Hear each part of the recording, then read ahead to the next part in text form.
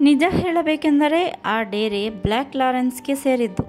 ಹೊರಗಡೆಯಿಂದ ಒಂದಿಬ್ಬರು ಡೇರೆಯೊಳಗೆ ಆಶ್ರಯ ಅರಸಿ ಅದರೊಳಗೆ ನುಗ್ಗಲು ಪ್ರಯತ್ನಿಸುತ್ತಾರೆ. ಆದರೆ ಲಾರೆನ್ಸ್ ಅವರನ್ನು ಒಳಗಡೆ ಬಿಟ್ಟುಕೊಡಲು ಸಿದ್ಧನಿಲ್ಲ. ಅವರ ನಡುವೆ ನುಗ್ಗುವ ತಳ್ಳುವ ಕ್ರಿಯೆ ವಿಡಂಬನಾತ್ಮಕವಾಗಿ ನಡೆಯುತ್ತದೆ. ಆ ಪುಟ್ಟ ಪರಂಪರೆ ಹೊರಡಿಸುವ ಆ ದೃಶ್ಯವನ್ನು ನೋಡಿ ಆನಂದಿಸುವುದೇ ಹೊರತು ಅಕ್ಷರಗಳಿಂದ ವರ್ಣಿಸುವುದು ಸಾಧ್ಯವಿಲ್ಲ. ಆಶ್ರಯ ಅರಸುವ ಮತ್ತು ಆಶ್ರಯ ನಿರಾಕರಿಸುವ ಅರ್ಥ ವೈಭವವನ್ನು ಆ ದೃಶ್ಯದಲ್ಲಿ ಕಾಣಬಹುದು. ಹೊರಗಡೆ ಆರ್ಭಟಿಸುತ್ತಿರುವ ಚಂಡಮಾರುತಕ್ಕಿಂತ ಅಪಾಯಕಾರಿಯಾದುದು ಡೇರೆಯ ಒಳಗಡೆ ಇದೆ ಎಂಬುದನ್ನು ಚಾಪ್ಲಿನ್ ಅತ್ಯಂತ ಸೂಚ್ಯವಾಗಿ ಹೇಳುವ ಪ್ರಯತ್ನ ಮಾಡುತ್ತಾನೆ. ಒಳಗಡೆ ಇರುವುದು ಕೇವಲ 3 ಮಾತ್ರ. ಆದರೆ ಅವರಿಗೆ ಪರಸ್ಪರ ಅಪನಂಬಿಕೆ, ಜೊತೆಗೆ ಯಾವ ಕ್ಷಣದಲ್ಲಾದರೂ ಎದುರಾಗಬಹುದಾದ ಮೃತ್ಯುವಿನ ಭಯ. ಸಾವಿನ ಕ್ಷಣಗಳನ್ನು ಎಣಿಸುತ್ತಿರುವವರಂತೆ ಜೋಭದ್ರ ಮುಖ ಹೊತ್ತಿರುವ ಅವರನ್ನು ನಗಿಸಲೋಸುಗ ಚಾರ್ಲಿ ಏನೆಲ್ಲ ತಂತ್ರಗಳನ್ನು ಉಪಯೋಗಿಸುತ್ತಾನೆ. ಅಷ್ಟರಲ್ಲಿ ನಾಯಿಯೊಂದು ಡೇರೆ ಪ್ರವೇಶಿಸಿ ಅವರ ಪಕ್ಕ ಮಲಗುತ್ತದೆ. ಅವರ ಪೈಕಿ ಇಬ್ಬರಂತೂ ಪರಸ್ಪರ ದೈನ್ಯತೆಯಿಂದ ಭಯದಿಂದ ನೋಡಿಕೊಳ್ಳುತ್ತಿರುತ್ತಾರೆ. ಕಾರಣ, ಲಾರೆನ್ಸ್ ಬಳಿ ತುಪಾಕಿ ಇರುವುದು. ಅಕಸ್ಮಾತ್ ತಾವು ನಿದ್ದೆ ಹೋದಾಗ ಅವನು ತಮ್ಮನ್ನು ಕೊಂದುಬಿಟ್ಟರೆ? ಅಷ್ಟರಲ್ಲಿ ಬಿಗ್ ಜಿಮ್ ಡೇರೆ ಒಳಗಡೆ ಬರುವನು. ಹೊರಗಡೆ ಇದ್ದ ಚಾಪ್ಲಿನ್ ಡೇರೆಗೆ ಕಿವಿ ಆನಿಸಿ ಆಲಿಸುವನು. ಏನೋ ಕರಪರ ನಮ್ಮಲುತ್ತಿರುವಂತಹ ಸದ್ದು ಕೇಳಿ ಬರುತ್ತದೆ. ಅವನು ನಾಯಿಯನ್ನು ಸಾಯಿಸಿ ತಿನ್ನುತ್ತಿರಬಹುದೇ ಎಂದು ಊಹಿಸುತ್ತಾನೆ. ಅವನು ಭಯದಿಂದ ಇಣುಕಿದಾಗ ಅವರು ಇಸ್ಪೀಟೆಲೆ ಕಲೆಸುತ್ತಿರುವುದು ಕಾಣುತ್ತದೆ. ನಂತರ ಲಾರೆನ್ಸ್ ಹೊರಗಡೆ ಹೋಗಬೇಕಾಗಿ ಬರುತ್ತದೆ. ಪೊಲೀಸರ ತುಪಾಕಿಗೆ ಅವನು ಬಲಿಯಾಗುತ್ತಾನೆ. ನಂತರ ಡೇರೆಯೊಳಗೆ ಉಳಿದಿರುವುದು ಇಬ್ಬರು. ದೊಡ್ಡ ಕರಡಿಯ ವಿಗ್ರಹದಂತೆ ಕಾಣುತ್ತಿರುವ ಬಿಗ್ ಜಿಮ್ ಮತ್ತೋರ್ವ ಚಾರ್ಲಿ. ಹೊರಗಡೆ ಚಂಡಮಾರುತ ಮತ್ತಷ್ಟು ಭಯಾನಕವಾಗಿ ಬೀಸಲಾರಂಭಿಸುತ್ತದೆ. ಆದರೆ ಅದಕ್ಕಿಂತ ಮಿಗಿಲಾಗಿ ಹಿಂಸಿಸುತ್ತಿರುವ ಹಸಿವೆ ಹೊಟ್ಟೆಯೊಳಗಡೆ. ಹಸಿವೆ ಹಿಂಗಿಸಲು ಚಾಪ್ಲಿನ್ ತನ್ನೊಂದು ಬೂಟನ್ನು ಚೆನ್ನಾಗಿ ಬೇಯಿಸುತ್ತಾನೆ. ಸಹಚರನಿಗೆ ಕುತೂಹಲ, ಅವನು ಏನು ಬೇಯಿಸಿರಬಹುದು ಅಂತ. ಅದನ್ನು ಟೇಬಲ್ ಮೇಲಿಟ್ಟು ಗೆಳೆಯನಿಗೆ ಬಡಿಸಲು ಸನ್ನದ್ಧನಾಗುತ್ತಾನೆ. ಚಾಕು ಫೋರ್ಕ್ ಸಹಾಯದಿಂದ ಬೂಟಿನಿಂದ ಲೇಸನ್ನು ಅದ್ಭುತವಾಗಿ ಮೇಲೆತ್ತಿ ಅದನ್ನು ಬೇರ್ಪಡಿಸುತ್ತಾನೆ. ಅದನ್ನು ನೋಡಿ ಜಿಮ್ಮಿಗೆ ಬಾಯಲ್ಲಿ ನೀರೂರುವುದು. ಅವನು ಮೂಗರಳಿಸಿ ವಾಸನೆ ಹೀರುತ್ತಿರುತ್ತಾನೆ. ಚಾಪ್ಲಿನ್ ಅವನ ಮುಂದಿದ್ದ ತಟ್ಟೆಗೆ ಬೂಟಿನ ಕೆಳಭಾಗ ಹಾಕಿ ತಿನ್ನುವಂತೆ ಸೂಚಿಸುತ್ತಾನೆ. ಬೂಟಿಗಿದ್ದ ಮೊಳೆಯನ್ನು ಚಾಪ್ಲಿನ್ ಚೆನ್ನಾಗಿ ನೆಕ್ಕುತ್ತಾನೆ. ನಂತರ ಅವನು ಒಣಕಟ್ಟಿಗೆ ಹುಡುಕಿ ತರಲೆಂದು ಹೊರಗಡೆ ಹೋಗುತ್ತಾನೆ. ಡೇರೆಯೊಳಗೆ ಅವನ ಇನ್ನೊಂದು ಬೂಟು ಕುದಿಯುತ್ತಿರುತ್ತದೆ. ಬೂಟುಗಳಿಲ್ಲದೆ ಕಾಲುಗಳೊಡನೆ ಅವನು ಮಂಜಿನೊಳಗೆ ನಡೆದುವುದನ್ನು ನೋಡುವುದೇ ಒಂದು ಸೊಗಸಾದ ಅನುಭವ. ಅವನು ಬಟ್ಟೆಯನ್ನು ಅಸ್ತವ್ಯಸ್ತವಾಗಿ ಸುತ್ತಿಕೊಂಡು ಬರಿಗೈಲಿ ವಾಪಸ್ಸಾಗುತ್ತಾನೆ. ಮತ್ತೆ ಡಿನ್ನರ್ಗೆ ತಯಾರಿ ನಡೆಸುತ್ತಾನೆ. ಡಿನ್ನರ್ ನಡುವೆ ಬಿಗ್ ಜಿಮ್ ಹುಚ್ಚು ಹಿಡಿದವನಂತೆ ವರ್ತಿಸತೊಡಗುತ್ತಾನೆ. ಹಸಿವೆಯ ಪ್ರಭಾವದಿಂದಾಗಿ ಚಾಪ್ಲಿನ್ ಅವನ ಕಣ್ಣುಗಳಿಗೆ ದೊಡ್ಡ ಕೋಳಿಯಂತೆ ಗೋಚರಿಸುತ್ತಾನೆ. ಆಗ ಶುರುವಾಗುತ್ತದೆ ಭಯಾನಕ ದೃಶ್ಯ. ಆಗ ನೋಡಬೇಕು ಚಾಪ್ಲಿನ್ನ ಅಭಿನಯದ ಪ್ರತಿಭೆಯನ್ನು. ಬಿಗ್ ಜಿಮ್ ಚಾರ್ಲಿಯನ್ನು ಕೊಲ್ಲಲು ಪ್ರಯತ್ನಿಸುತ್ತಾನೆ. ಅವನ ಕೈಗೆ ಸಿಕ್ಕರೆ ತನ್ನ ರುಂಡ ಹಾರಿ ಹೋಗುವುದೆಂದು ಭಾವಿಸಿ ಚಾಪ್ಲಿನ್ ಬಾಯಿ ಬಿಡುತ್ತಾ ಒದ್ದಾಡುತ್ತಾನೆ. ಚಾಪ್ಲಿನ್ನನ್ನು ಹಿಡಿಯಬೇಕೆಂದು ಬಿಗ್ ಜಿಮ್ನಿಂದ ತಪ್ಪಿಸಿಕೊಳ್ಳಬೇಕೆಂದು ಚಾಪ್ಲಿನ್. ಅವರಿಬ್ಬರೂ ಟೇಬಲ್ ಸುತ್ತ ಓಡಾಡುತ್ತಾರೆ. ಚಾಪ್ಲಿನ್ ಹೇಗೋ ತಪ್ಪಿಸಿಕೊಂಡು ಹೊರಗಡೆ ಓಡುತ್ತಾನೆ. ಬಂದೂಕು ಹಿಡಿದುಕೊಂಡು ಬಿಗ್ ಜಿಮ್ ಹಿಂಬಾಲಿಸುತ್ತಾನೆ. ಬಂದೂಕಿಂದ ಗುಂಡು ಸ್ಫೋಟಿಸಿಯೇ ಬಿಡುತ್ತಾನೆ. ಹಾರಾಡುತ್ತಾ ಕುಸಿಯುತ್ತಿರುವ ರೆಕ್ಕೆಗಳು ಕಾಣಿಸುತ್ತವೆ. ಆದರೆ ಅವು ಚಾಪ್ಲಿನ್ನ ಕೈಗಳು. ನಂತರ ಅವನು ಅಲ್ಲಿಂದ ಪರಾರಿಯಾಗಿ ಹತ್ತಿರದ ನಗರವನ್ನು ಪ್ರವೇಶಿಸುವನು. ಅಲ್ಲಿನ ಕ್ಲಬ್ಬೊಂದರಲ್ಲಿ ಕ್ಯಾಬರೆ ಡ್ಯಾನ್ಸ್ ಮಾಡುತ್ತಿದ್ದ ಜಾರ್ಜಿಯಾ ಹೌಲ್ಳನ್ನು ಪರಿಚಯ ಮಾಡಿಕೊಂಡು ಒನ್ ವೇ ಲವ್ ಮಾಡತೊಡಗುವನು. ಆಕೆ ಯಾರನ್ನೋ ನೋಡಿ ನಕ್ಕರೆ ತನ್ನನ್ನೇ ನೋಡಿ ನಕ್ಕಳೆಂದು ಭ್ರಮಿಸುವನು. ಅನಂತರ ವಾಸ್ತವ ತಿಳಿದುಕೊಂಡು ನೋವು ಮಾಡಿಕೊಂಡ. ಆ ದುಃಖದಲ್ಲಿ ಕುಡಿಯತೊಡಗಿದ. ತನಗೆ ತಾನು ಸಮಾಧಾನ ಹೇಳಿಕೊಂಡ. ನಂತರ ಜಾರ್ಜಿಯಾ ತನ್ನ ಮಿತ್ರರೊಂದಿಗೆ ಹಿಮ ದೇಶದಲ್ಲಿ ಆಡುತ್ತಿರುವಾಗ ಆಕೆ ಒಂದು ಹಿಮದ ಚೆಂಡನ್ನು ಗೆಳೆಯನಿಗೆ ಗುರಿಯಿಟ್ಟು ಎಸೆದಳು. ಅದು ಅಕಸ್ಮಾತ್ ಅದೃಷ್ಟವಶಾತ್ ಚಾಪ್ಲಿನ್ ಮುಖದ ಮೇಲೆ ಬೀಳುತ್ತದೆ. ಕಟ್ಟಿಗೆ ಹಾಕಿಕೊಂಡು ಹೊರಗೆ ಹೋಗಿದ್ದಾಗ ಚಾಪ್ಲಿನ್ಗೆ ಜಾರ್ಜಿಯಾ ಫೋಟೋ ತೋರಿಸುತ್ತಾಳೆ. ಆ ನಂತರದ ದೃಶ್ಯದಲ್ಲಿ ಚಾಪ್ಲಿನ್ ನೂತನ ಸಂವತ್ಸರದ ಸಮಾರಂಭಕ್ಕೆ ಜಾರ್ಜಿಯಾಳನ್ನು ಆಮಂತ್ರಿಸುತ್ತಾನೆ. ಎಲ್ಲ ಭರ್ಜರಿಯಾಗಿ ಏರ್ಪಾಡು ಮಾಡುತ್ತಾನೆ. ಆಕೆಗೆ ಕೊಡಲೆಂದು ಕೆಲವು ವಸ್ತುಗಳನ್ನು ತಂದಿಟ್ಟಿರುತ್ತಾನೆ. ಆಕೆಯ ಆಗಮನಕ್ಕಾಗಿ ಕಾಯತೊಡಗುವನು. ಬರುವರೋ ಇಲ್ಲವೋ, ಬರುವುದಾಗಿ ಹೇಳಿದವರು ಬರಬಹುದು ಅಥವಾ ಬಾರದೇ ಇರಬಹುದು. ತನಗೆ ತಾನೇ ಪ್ರಶ್ನಿಸಿಕೊಳ್ಳುತ್ತಾ, ತನಗೆ ತಾನೇ ಉತ್ತರಿಸುತ್ತಾ, ತನಗೆ ತಾನೇ ನಗುತ್ತಾ ಕಾಯುವನು. ಅವರು ಬಂದರೆಂದೇ ಭಾವಿಸುವನು. ಅವರೆಲ್ಲರಿಗೆ ರಾಜಮರ್ಯಾದೆ ಮಾಡುವನು. 2 ಬ್ರೆಡ್ ತುಂಡುಗಳಿಂದ ಡ್ಯಾನ್ಸ್ ಮಾಡಿಸುವನು. ತಾನೂ ಡ್ಯಾನ್ಸ್ ಮಾಡುವನು. ಎಲ್ಲರೂ ಅದನ್ನೆಲ್ಲ ಸಂತೋಷದಿಂದ ಅನುಭವಿಸುವರು. ತಾನೂ ಸಂತೋಷಪಡುವನು. ಕೊನೆಗೆ ತಾನೋರ್ವನೇ ಒಂಟಿಯಾಗಿ ಉಳಿದು ಬಿಡುವನು. ಅದೆಲ್ಲ ಬರೀ ಕನಸು. ಅವರು ಬಂದಿರುವುದೇ ಇಲ್ಲ. ಅವರು ಬಂದರೆಂದು ಭಾವಿಸಿ ಅವನು ತೋರಿಸುವ, ಅಭಿನಯಿಸುವ ದೃಶ್ಯ ಅಂತಃಕರಣ ಕಲಕುತ್ತದೆ. ಭಗ್ನ ಪ್ರೇಮಿಯಂತೆ, ಅರೆಹುಚ್ಚನಂತೆ ಗಳಿಗೆಗೊಮ್ಮೆ ಬಾಗಿಲು ಕಿಟಕಿಗಳ ಬಳಿಗೆ ಹೋಗಿ ಇಣುಕಿ ನೋಡುತ್ತಾನೆ. ದೂರವಾಗಿರುವ ಸ್ವರ್ಗ ಕೈಗೆಟುಕುವುದೆಂದು ಕನಸು ಕಾಣುತ್ತಾನೆ. ನಂತರ ಜಾರ್ಜಿಯಾ ಅವನಿಗೆ ತಾನು ನೀಡಿರುವ ಮಾತು ನೆನಪಾಗಿ ಅವನ ಮನೆಗೆ ಹೋಗುವಳು. ಆ ನತದೃಷ್ಟ ಚಾಪ್ಲಿನ್ ಅಲ್ಲಿರುವುದಿಲ್ಲ. ಅದಕ್ಕಾಗಿ ಆಕೆ ಮನಸ್ಸಿಗೆ ಎಷ್ಟೋ ನೋವು ಮಾಡಿಕೊಳ್ಳುತ್ತಾಳೆ. ಮತ್ತೊಂದು ದೃಶ್ಯದಲ್ಲಿ ಲಾಸೇನ್ ಜೊತೆ ಹೋರಾಡಿ ಬಿಗ್ ಜಿಮ್ ಸ್ಮರಣಶಕ್ತಿ ಕಳೆದುಕೊಂಡಿರುತ್ತಾನೆ. ತಾನು ಚಿನ್ನ ಬಚ್ಚಿಟ್ಟಿರುವ ಜಾಗ ತೋರಿಸಲು ಅವನು ಮತ್ತೆ ಚಾಪ್ಲಿನ್ನ ಸಹಾಯ ಯಾಚಿಸುತ್ತಾನೆ. ಮತ್ತೆ ಗುಡಿಸಲೊಳಗೆ ಬಂಗಾರದೊಂದಿಗೆ ಬಿಗ್ ಜಿಮ್ ಮತ್ತು ಚಾಪ್ಲಿನ್. ಹೊರಗಡೆ ಭಯಂಕರ ಹಿಮಪಾತ ಮತ್ತು ಚಂಡಮಾರುತ. ಚಂಡಮಾರುತ ಎಷ್ಟು ಭಯಾನಕವಾಗಿರುತ್ತದೆ ಎಂದರೆ ಗುಡಿಸಲು ಹಾರಿ ಹೋಗಿ ಪರ್ವತದ ಶಿಖರಾಗ್ರದಲ್ಲಿ ತೂಗಾಡುತ್ತಿರುತ್ತದೆ. ಅದು ಮೊದಮೊದಲು ಒಳಗಡೆ ಇರುವವರಿಗೆ ತಿಳಿಯುವುದಿಲ್ಲ. ಅವರು ನಂತರ ಬಗ್ಗಿ ನೋಡಿ ಕಂಗಾಲಾಗುವರು. ಆಗ ಚಾಪ್ಲಿನ್ ವಿಚಿತ್ರ ರೀತಿಯಲ್ಲಿ ಸಾಹಸ ಪ್ರದರ್ಶಿಸಿ ಬಚಾವಾಗುವನು. ಚಿನ್ನ ದೊರಕಿದ ನಂತರ ಜಿಮ್, ಚಾಪ್ಲಿನ್ ಲಕ್ಷಾಧೀಶ್ವರರಾಗಿದ್ದಾರೆ. ಅವರಿಬ್ಬರೂ ಚಲಿಸುವ ಹಡಗಿನಲ್ಲಿದ್ದಾರೆ. ಅದರ ಮತ್ತೊಂದು ಕಡೆ ಜಾರ್ಜಿಯಾ ಇದ್ದಾಳೆ. ಪತ್ರಿಕಾ ಛಾಯಾಗ್ರಾಹಕ ಫೋಟೋ ತೆಗೆಯಲೆಂದು ಬಂದಾಗ ಚಾಪ್ಲಿನ್ ತನ್ನ ಟ್ರಾಂಪ್ ಪಾತ್ರದಲ್ಲಿಯೇ ಫೋಸು ಕೊಡುತ್ತಾನೆ. ಅವನು ಜಾರಿ ಕೆಳಗಡೆ ಬಿದ್ದಾಗ ಅಲ್ಲಿ ಜಾರ್ಜಿಯಾ ಇದ್ದಾಳೆ. ಅವನನ್ನು ಅಡಗಿಸಲು ಪ್ರಯತ್ನಿಸುತ್ತಾಳೆ. ಪೊಲೀಸರು ಬಂದು ಅವರಿಬ್ಬರನ್ನು ಬಂಧಿಸಿ ಕರೆದೊಯ್ಯುವಾಗ ಪತ್ರಕರ್ತ ಯಾರಿಗೆ ಎಂದು ಪ್ರಶ್ನಿಸುವನು. ಆಗ ಟ್ರಾಂಪ್ ಒಂದು ಕ್ಷಣ ಆಲೋಚಿಸದೆ ನನ್ನ ಭಾವಿ ಹೆಂಡತಿ ಎಂದು ಹೇಳುತ್ತಾನೆ. ಇಲ್ಲಿಗೆ ಚಿತ್ರ ಮುಗಿಯುತ್ತದೆ. ಚಾಪ್ಲಿನ್ ಈ ಚಿತ್ರವನ್ನು ಮಾಡಿ ಮುಗಿಸಲು 1 ವರ್ಷಕ್ಕಿಂತ ಹೆಚ್ಚು ಸಮಯವನ್ನು ತೆಗೆದುಕೊಂಡ. ಹಸಿವು ಮತ್ತು ಪ್ರೇಮವನ್ನು ಇಷ್ಟು ಸಮರ್ಥವಾಗಿ ದುಡಿಸಿಕೊಂಡಿರುವವರು ಪ್ರಾಯಶಃ ಯಾರೂ ಇಲ್ಲ. ಸುಮಾರು 85 ನಿಮಿಷಗಳ ಈ ಕಪ್ಪು ಬಿಳುಪು ಮೂಕಿ ಚಿತ್ರ ಕ್ರಿಸ್ತಶಕ 1925 ಜೂನ್ 26 ನ್ಯೂಯಾರ್ಕ್ ಸೇರಿದಂತೆ ಅನೇಕ ಕಡೆ ಬಿಡುಗಡೆಗೊಂಡು ಅಪಾರ ಜನಸ್ತೋಮದ ಅಂತಃಕರಣವನ್ನು ಸೂರೆಗೊಂಡಿತು. ಎಲ್ಲ ಪತ್ರಿಕೆಗಳು ಗೋಲ್ಡ್ ರಶ್ ಒಂದು ಶ್ರೇಷ್ಠ ಚಿತ್ರವೆಂದು ಪ್ರಶಂಸಿಸಿದವು. ಆದರೆ ಆ ಯಶಸ್ಸನ್ನು ಸಂತೋಷಿಸುವ ಸ್ಥಿತಿಯಲ್ಲಿ ಚಾಪ್ಲಿನ್ ಇರಲಿಲ್ಲ. ಅವನ ಖಾಸಗಿ ಜೀವನ ಹರ್ಷದಾಯಕವಾಗಿರಲಿಲ್ಲ. ಖಾಸಗಿ ಜೀವನದಲ್ಲಿ ತಾನು ಕಳೆದುಕೊಂಡಿರುವುದನ್ನೆಲ್ಲ ಬೆಳ್ಳಿತೆರೆಯ ಮೇಲೆ ಕಂಡುಕೊಳ್ಳುವ ಪ್ರಯತ್ನ ಮಾಡುತ್ತಿದ್ದನು. ತನ್ನ ಬಾಲ್ಯದ ಲಂಡನ್ ನಗರ ಅವನ ಬೆನ್ನು ಹತ್ತಿತು. ತಾಯಿ ವಾತ್ಸಲ್ಯದ ಹುಡುಕಾಟ ನಡೆಸಿದ್ದನು. ತನ್ನನ್ನು ಉತ್ಕಟವಾಗಿ ಪ್ರೀತಿಸುವ ಹೆಣ್ಣಿಗಾಗಿ ಹಾತೊರೆಯುತ್ತಿದ್ದನು. ಬಿಸಿಲು ಗುದುರೆಗಳ ಬೆನ್ನು ಹತ್ತಿದ್ದ ತಾನು ಮತ್ತೆ ಮತ್ತೆ ಮೋಸ ಹೋಗುತ್ತಿದ್ದನು. ತನ್ನಲ್ಲಿನ ಮಗುತನದ ಪ್ರತಿರೂಪಗಳನ್ನು ಅಪ್ಪಿಕೊಳ್ಳಲು ಅವನು ಸದಾ ಪ್ರಯತ್ನಿಸುತ್ತಿದ್ದನು. ಕೈಗೆ ತುತ್ತು ಎಟಕಿ ಅಮಿತೋತ್ಸಾಹ ಪ್ರಕಟಿಸುತ್ತಿದ್ದನು. ಆದರೆ ಅದು ಬಾಯಿ ತಲುಪುವಷ್ಟರಲ್ಲಿ ಅಂತರ್ಧಾನವಾದಾಗ ದುಃಖಿಸುತ್ತಿದ್ದನು. ಆದರೆ ಯಾರೂ ಅವನ ದುಃಖವನ್ನು ಸರಳವಾಗಿ ಅರ್ಥ ಮಾಡಿಕೊಳ್ಳುತ್ತಿರಲಿಲ್ಲ. ಆದರೆ ಅವರು ಅದಕ್ಕೊಂದು ಬಣ್ಣ ಕಟ್ಟುತ್ತಿದ್ದರು. ಅವನು ಮಹಾಕಾಮುಕನೆಂದು ಪ್ರಚಾರ ಮಾಡುತ್ತಿದ್ದರು. ಅವನನ್ನು ಬ್ಲ್ಯಾಕ್ ಮೇಲ್ ಮಾಡಲೆಣಿಸಿ ಲಾಭ ಪಡೆಯುತ್ತಿದ್ದರು. ಅದಕ್ಕೆ ಆತನ ದ್ವಿತೀಯ ಪತ್ನಿ ಲಿಟಾ ಗ್ರೇ ಹೊರತಾಗಿರಲಿಲ್ಲ.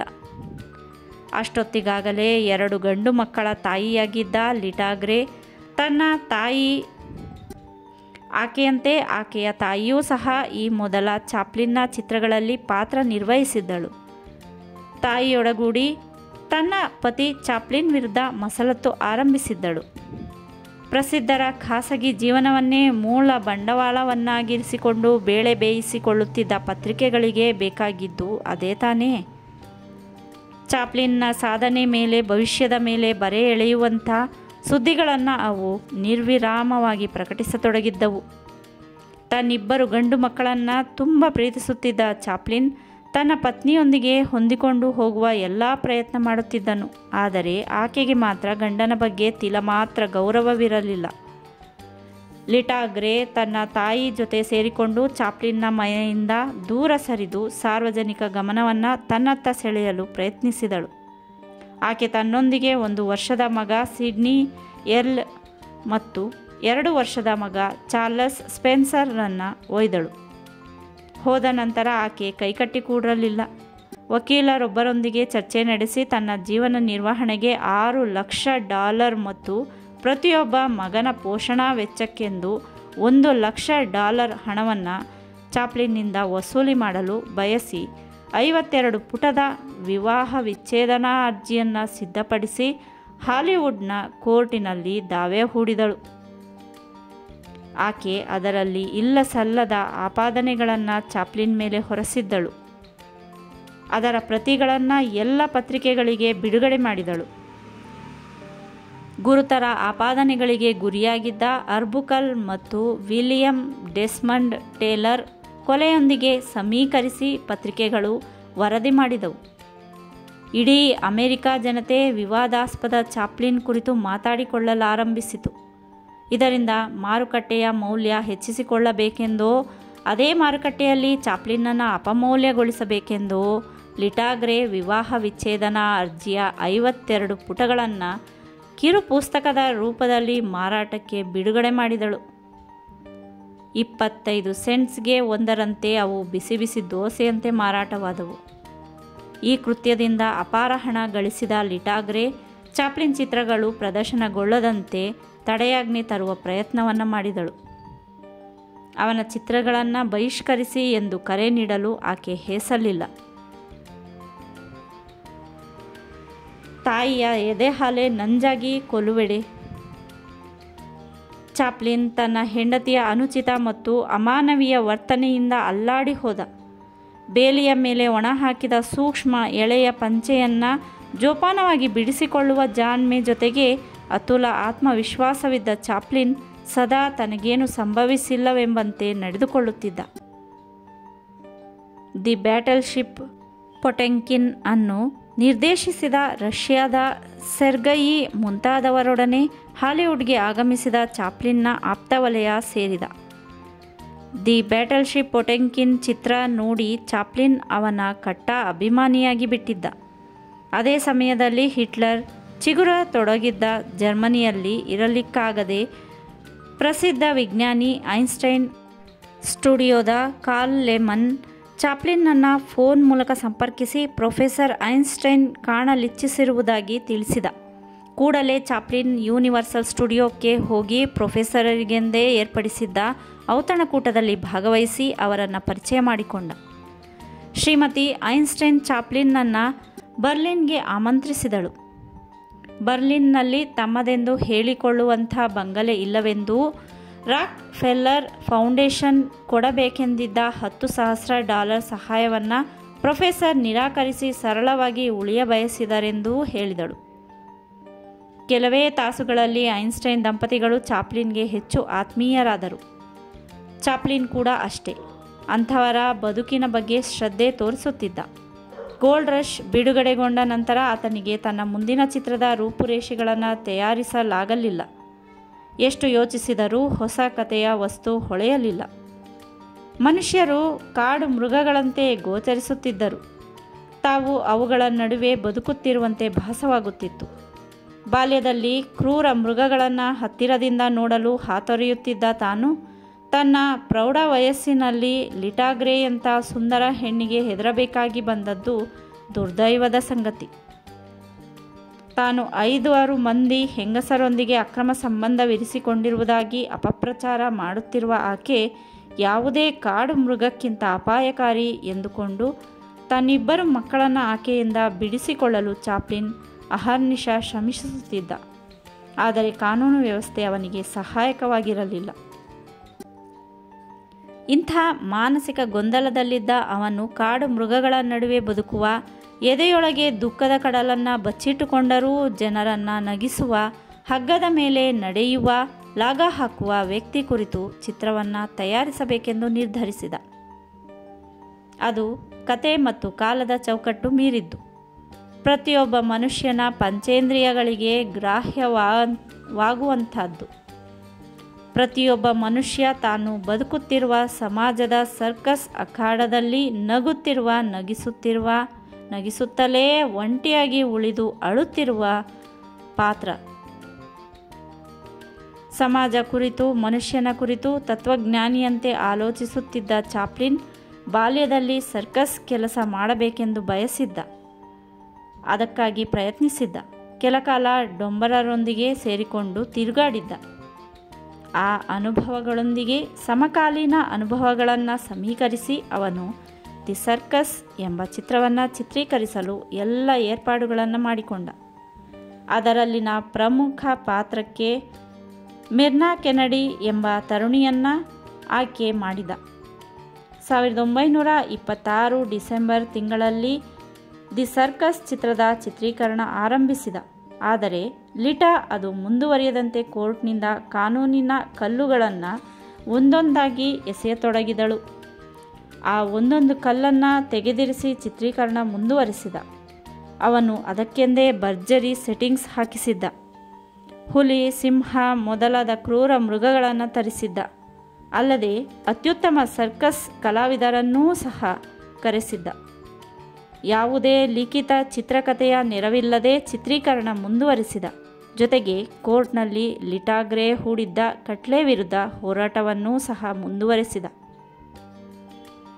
ಅಂತೂ 1924ರಲ್ಲಿ ಲಿಟಾ ಗ್ರೇ ಕೋರ್ಟಿನಲ್ಲಿ ವಿವಾಹ ವಿಚ್ಛೇದನ ಮತ್ತು ಪರಿಹಾರ ಬಯಸಿ ಹೂಡಿದ್ದ ಮೊಕದ್ದಮೆಗೆ ಕ್ರಿಸ್ತಶಕ 1927ರ ಆಗಸ್ಟ್ 22ರಂದು ತೆರೆ ಬಿದ್ದಿತು.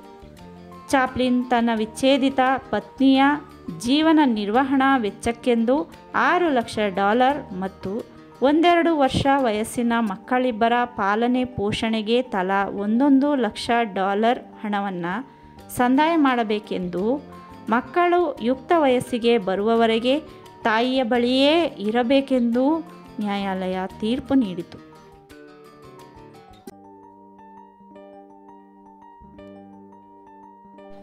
ಕೋರ್ಟಿನ ಈ ತೀರ್ಪಿನಿಂದ ಚಾಪ್ಲಿನ್ ಮನಸ್ಸಿಗೆ ತುಂಬ ನೋವು ಮಾಡಿಕೊಂಡ. ಹಣದ ಬಗ್ಗೆ ಅವನಿಗೆ ಚಿಂತೆ ಇರಲಿಲ್ಲ, ಆದರೆ ಮಕ್ಕಳದೇ ಅವನಿಗೆ ಚಿಂತೆ. ಹೆತ್ತ ತಂದೆಯಾದ ತನ್ನ ಬಳಿ ಒಂದು ಮಗುವಾದರೂ ಇರುವುದು ಬೇಡವೇ? ವಕೀಲರ ಮೂಲಕ ಅವನು ಸಲ್ಲಿಸಿದ ಮನವಿಯನ್ನು ಒಪ್ಪಲು ನ್ಯಾಯಾಲಯ ಸಿದ್ಧವಿರಲಿಲ್ಲ.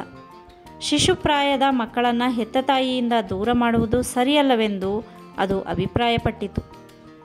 ಚಾಪ್ಲಿನ್ ತನ್ನ ಮಕ್ಕಳನ್ನು ಎಲ್ಲಿ, ಯಾವಾಗ, ಎಷ್ಟು ಹೊತ್ತು ಕಾಣಬೇಕೆಂಬುದರ ಬಗ್ಗೆ ನಿರ್ದೇಶನ ನೀಡಿತು.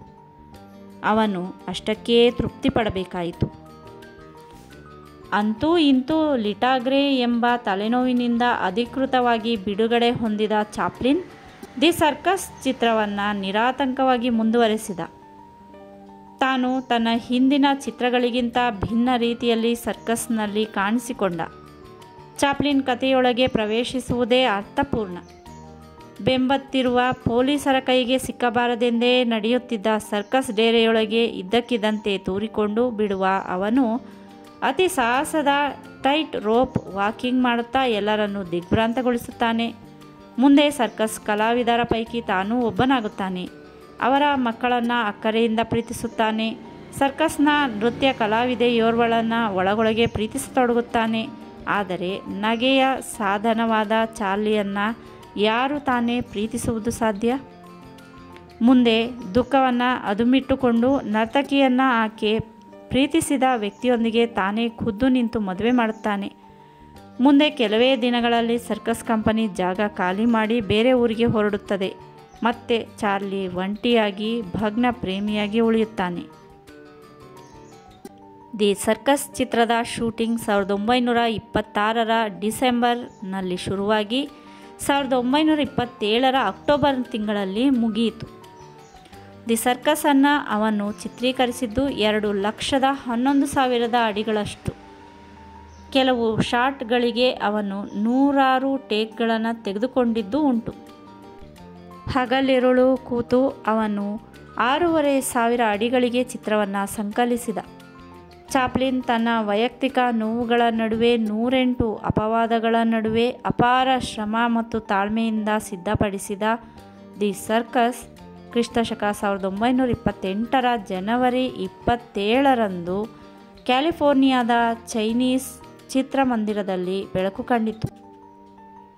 ಹಿಂದಿನ ಎಲ್ಲ ಚಿತ್ರಗಳಂತೆ ಇದೂ ಬಿಡುಗಡೆಯಾದ ಕಡೆಯಲ್ಲೆಲ್ಲ ನಾಗಾಲೋಟದಿಂದ ಓಡಲಾರಂಭಿಸಿತು. ಎಲ್ಲ ವಯೋಮಾನದ ಎಲ್ಲ ಜಾಯಮಾನದ ಜನರು ಸರ್ಕಸ್ ನೋಡಿ ಮುಕ್ತಕಂಠದಿಂದ ಹೊಗಳಿದರು. ವಿವಾದ ಮತ್ತು ಹಾಸ್ಯಗಳ ಅಪರೂಪದ ಚಿತ್ರವೆಂದು ವಿಮರ್ಶಕರು ಅಭಿಪ್ರಾಯಪಟ್ಟರು. ಚಿತ್ರೋದ್ಯಮ ದಿ ಸರ್ಕಸ್ ಚಿತ್ರವನ್ನು ಒಂದು ಅತ್ಯುತ್ತಮ ಕ್ಲಾಸಿಕ್ ಎಂದು ಪರಿಗಣಿಸಿತು. ಆದರೆ ಚಾಪ್ಲಿನ್ನ ಮೇಲೆ ದಿ ಸರ್ಕಸ್ನ ಯಶಸ್ಸು ಯಾವ ಪರಿಣಾಮವನ್ನೂ ಬೀರಲಿಲ್ಲ. ಆ ಚಿತ್ರದಲ್ಲಿ ಚಾಪ್ಲಿನ್ ತನ್ನ ಬೇವಾರ್ಸಿತನವನ್ನು ಬಟಾಬಯಲು ಮಾಡಿಬಿಟ್ಟಿದ್ದ. ಆ ಚಿತ್ರದ ಪ್ರತಿಯೊಂದು ಪಾತ್ರದಲ್ಲಿ ಸಮಕಾಲೀನ ವಸ್ತುಸ್ಥಿತಿ ತುಂಬಿದ್ದ. ತನ್ನ ಬದುಕಿನಲ್ಲಿ ನಡೆದ ವಿದ್ಯಮಾನಗಳನ್ನು ಒಂದೊಂದು ದೃಶ್ಯದಲ್ಲಿ ಜಾಣತನದಿಂದ ಅಳವಡಿಸಿದ್ದ. ತಾನೂ ತನ್ನ ಬದುಕು ಇನ್ನೊಬ್ಬರ ಮನರಂಜನೆಗೆ ಮಾಧ್ಯಮವಾಯಿತಲ್ಲ ಎಂಬ ಕೊರಗು ಅವನನ್ನು ಕಾಡದೇ ಇರಲಿಲ್ಲ. ದಿ ಸರ್ಕಸ್ ಚಿತ್ರಕ್ಕೆ ಪರೋಕ್ಷವಾಗಿ ವಸ್ತು ಒದಗಿಸಿದ್ದ ಲಿಟಾಗ್ರೆ ತನ್ನ ಮಕ್ಕಳನ್ನು ತನ್ನಿಂದ ದೂರ ಮಾಡಿದಳೆಂಬ ಕೊರಗು ಅವನನ್ನು ಕಾಡತೊಡಗಿತು. ಹೆಂಡತಿಗೆ ಗಂಡನಾಗಿರದ, ಮಕ್ಕಳಿಗೆ ತಂದೆಯಾಗಿರದ, ಗೆಳೆಯರಿಗೆ ಗೆಳೆಯನಾಗಿರದ, ಬೇವಾರ್ಸಿತನಕ್ಕೆ ತಾನು ಹೇಳಿ ಮಾಡಿಸಿದಂಥ ವ್ಯಕ್ತಿ ಅಲ್ಲದೆ ಇನ್ನೇನು. ಯಾರಿಗೂ ಏನೂ ಆಗುವುದು ಬೇಡ, ಆದರೆ ತಾನು ತನ್ನ ತಾಯಿಗೆ ಮಗನಾಗಿ ಸ್ಪಂದಿಸಲಿಕ್ಕೂ ಸಾಧ್ಯವಾಗಲಿಲ್ಲವಲ್ಲ.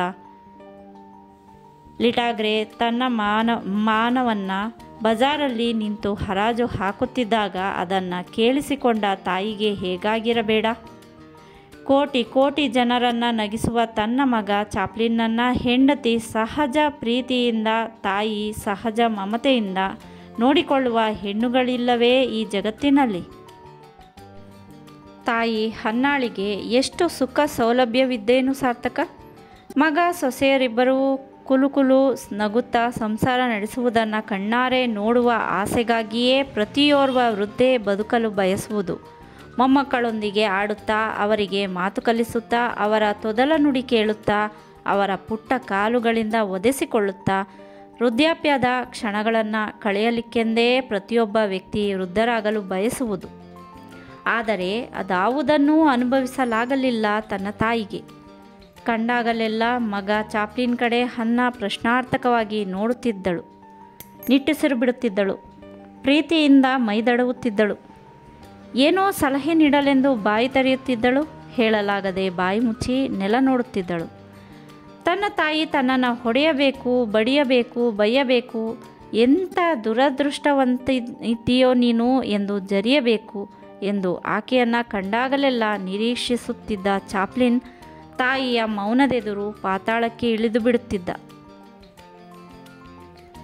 ತನ್ನ ಖಾಸಗಿ ಬದುಕಿನ ಕಹಿ ಘಟನೆಗಳೆಲ್ಲ ಆಕೆಯ ಮನಸ್ಸಿನ ಮೇಲೆ ಕೆಟ್ಟ ಪರಿಣಾಮ ಬೀರುವವೋ?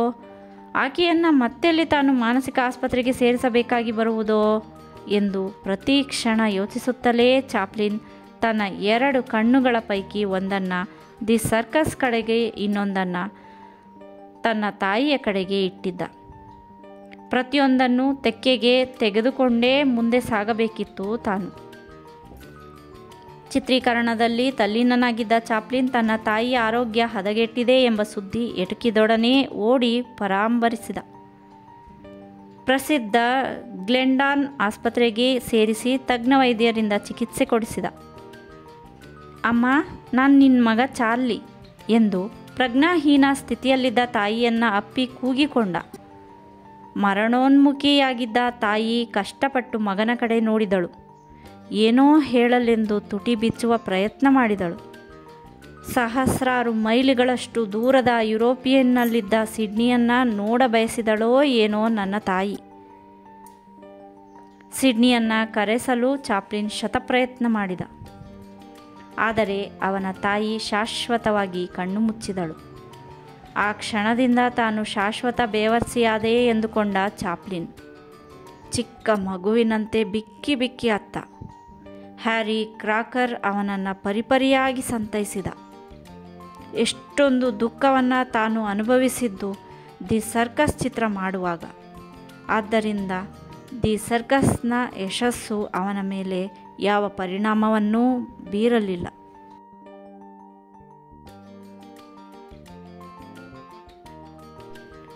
ಚಲನಚಿತ್ರಕ್ಕೆ ಹಾಕಿದ್ದ ಮೌನದ ಬೆಳ್ಳಿಕಟ್ಟನ್ನು ತೆಗೆದು ಶಬ್ದ ಸುವರ್ಣ ಕಟ್ಟನ್ನು ತೊಡಿಸುವ ಪ್ರಯತ್ನ ಕ್ರಿಸ್ತಶಕ 1927ರವರೆಗೆ ಅವ್ಯಾಹತವಾಗಿ ನಡೆಯಿತು.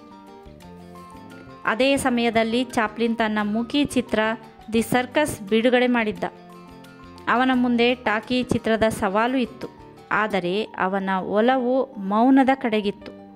ಮೌನದ ಮೂಲಕ ಇಡೀ ಮಾನವ ಕುಲವನ್ನು ಒಂದೇ ತೆಕ್ಕೆಗೆ ಸುಲಭವಾಗಿ ತಬ್ಬಿಕೊಳ್ಳಬಹುದಿತ್ತು. ಆದರೆ ಮಾತಿನ ಆಭರಣ ಧರಿಸಿದ ಚಿತ್ರ ಕೇವಲ ಆ ಭಾಷೆಯ ಸವಲತ್ತಿರುವ ಒಂದು ವರ್ಗದ ಜನರನ್ನು ಮಾತ್ರ ತಲುಪುತ್ತದೆ ಎಂಬುದು ಅವನ ಖಚಿತ ಅಭಿಪ್ರಾಯವಾಗಿತ್ತು. ಅಲ್ಲದೆ ಕಲಾವಿದ ಇಡಿಯಾಗಿ ತೊಡಗಿಸಿಕೊಳ್ಳಲಾಗುವುದಿಲ್ಲ ಎಂದು ಮುಂತಾಗಿ ಅವನು ಯೋಚಿಸಿದ. ಬದಲಾಗುತ್ತಿರುವ ಸಂಕ್ರಮಣ ಕಾಲದಲ್ಲಿ ತಾನು ಮೂಕಿ ಯುಗವನ್ನು ಸಮರ್ಥಿಸಿದರೆ ಸರಿ ಅಲ್ಲವೆಂದು ನಿರ್ಧರಿಸಿ ಚಾಪ್ಲಿನ್ ತನ್ನ ಮುಂದಿನ ಚಿತ್ರದ ಬಗ್ಗೆ ತುಂಬ ಎಚ್ಚರ ವಹಿಸಿದ. ಚಾಪ್ಲಿನ್ ಶಬ್ದದ ಬಗೆಗಿನ ಕುತೂಹಲದಿಂದ ನ್ಯೂಯಾರ್ಕ್ನಲ್ಲಿ ವಾರ್ನರ್ ಸಹೋದರರ ಟಾಕಿ ಚಿತ್ರ ದಿ ಜಾಜ್ ಸಿಂಗರ್ ನೋಡಲು ಚಿತ್ರಮಂದಿರಕ್ಕೆ ಹೋದ. ಅದರಲ್ಲಿ ನಟಿಸಿದ ಬೊಗಸೆಗಂಗಳ ಚೆಲುವೆಯ ಸೌಂದರ್ಯ ಕಂಡು ಮಾರು ಹೋದ. ಹಾಗೆಯೇ ಅದರಲ್ಲಿ ಪ್ರಕಟವಾದ ಧ್ವನಿಯನ್ನು ಕೇಳಿ ಎಲ್ಲ ಪ್ರೇಕ್ಷಕರಂತೆ ತಾನು ಆಶ್ಚರ್ಯದಿಂದ ಮೂಗಿನ ಮೇಲೆ ಬೆರಳಿಟ್ಟುಕೊಂಡ. ಎಲ್ಲ ಚಲನಚಿತ್ರ ತಯಾರಿಕಾ ಸಂಸ್ಥೆಗಳು ಟಾಕಿ ಚಿತ್ರಗಳನ್ನು ತಯಾರಿಸಲು ಪೈಪೋಟಿಗೆ ಇಳಿದಿದ್ದ ಸಂದರ್ಭದಲ್ಲಿ ಚಾಪ್ಲಿನ್ ಮೂಕಿ ಚಿತ್ರವನ್ನೇ ತಯಾರಿಸುವುದಾಗಿ ಪಟ್ಟು ಹಿಡಿದದ್ದು ಕಂಡು ಎಲ್ಲರೂ ಆಶ್ಚರ್ಯಚಕಿತರಾದರು. ಆತ್ಮೀಯರ ಪೈಕಿ ಹಲವರು ಅವನಿಗೆ ಬುದ್ಧಿ ಹೇಳಲು ಪ್ರಯತ್ನಿಸಿ ವಿಫಲರಾದರು. ಚಾಪ್ಲಿನ್ ಅವರ ಯಾವ ಮಾತು ಕೇಳಲು ಸಿದ್ಧನಿರಲಿಲ್ಲ. ದಿ ಸರ್ಕಸ್ ಚಿತ್ರೀಕರಿಸುವಾಗ ನಡೆದ ಅಹಿತಕರ ಘಟನೆಗಳಿಂದ ಅವನು ಸಾಕಷ್ಟು ಬದಲಾಗಿದ್ದ. ಅವನು ಪರಿಪಕ್ವಗೊಂಡಿದ್ದ. ಬೇಕಾಬಿಟ್ಟಿ ಅಂಗಚೇಷ್ಟೆಗಳಿಂದ ನಗಿಸುತ್ತಿದ್ದ ಟ್ರಂಪ್ ಸಮಕಾಲೀನ ಸಮಾಜದ ಮೇಲೆ ಕ್ಷಕಿರಣ ಎಕ್ಸ್ರೇ ಬೀರಬಲ್ಲ ಪ್ರೌಢನಾಗಿದ್ದ. ಸಮಸ್ತ ಸಮಾಜದ ದುಃಖವನ್ನು ಗಂಟಲಲ್ಲಿ ಬಚ್ಚಿಟ್ಟುಕೊಂಡು ನಗಬಲ್ಲ ನೀಲಕಂಠನಾಗಿದ್ದ. ಪರಿವರ್ತಿತನಾಗಿದ್ದ.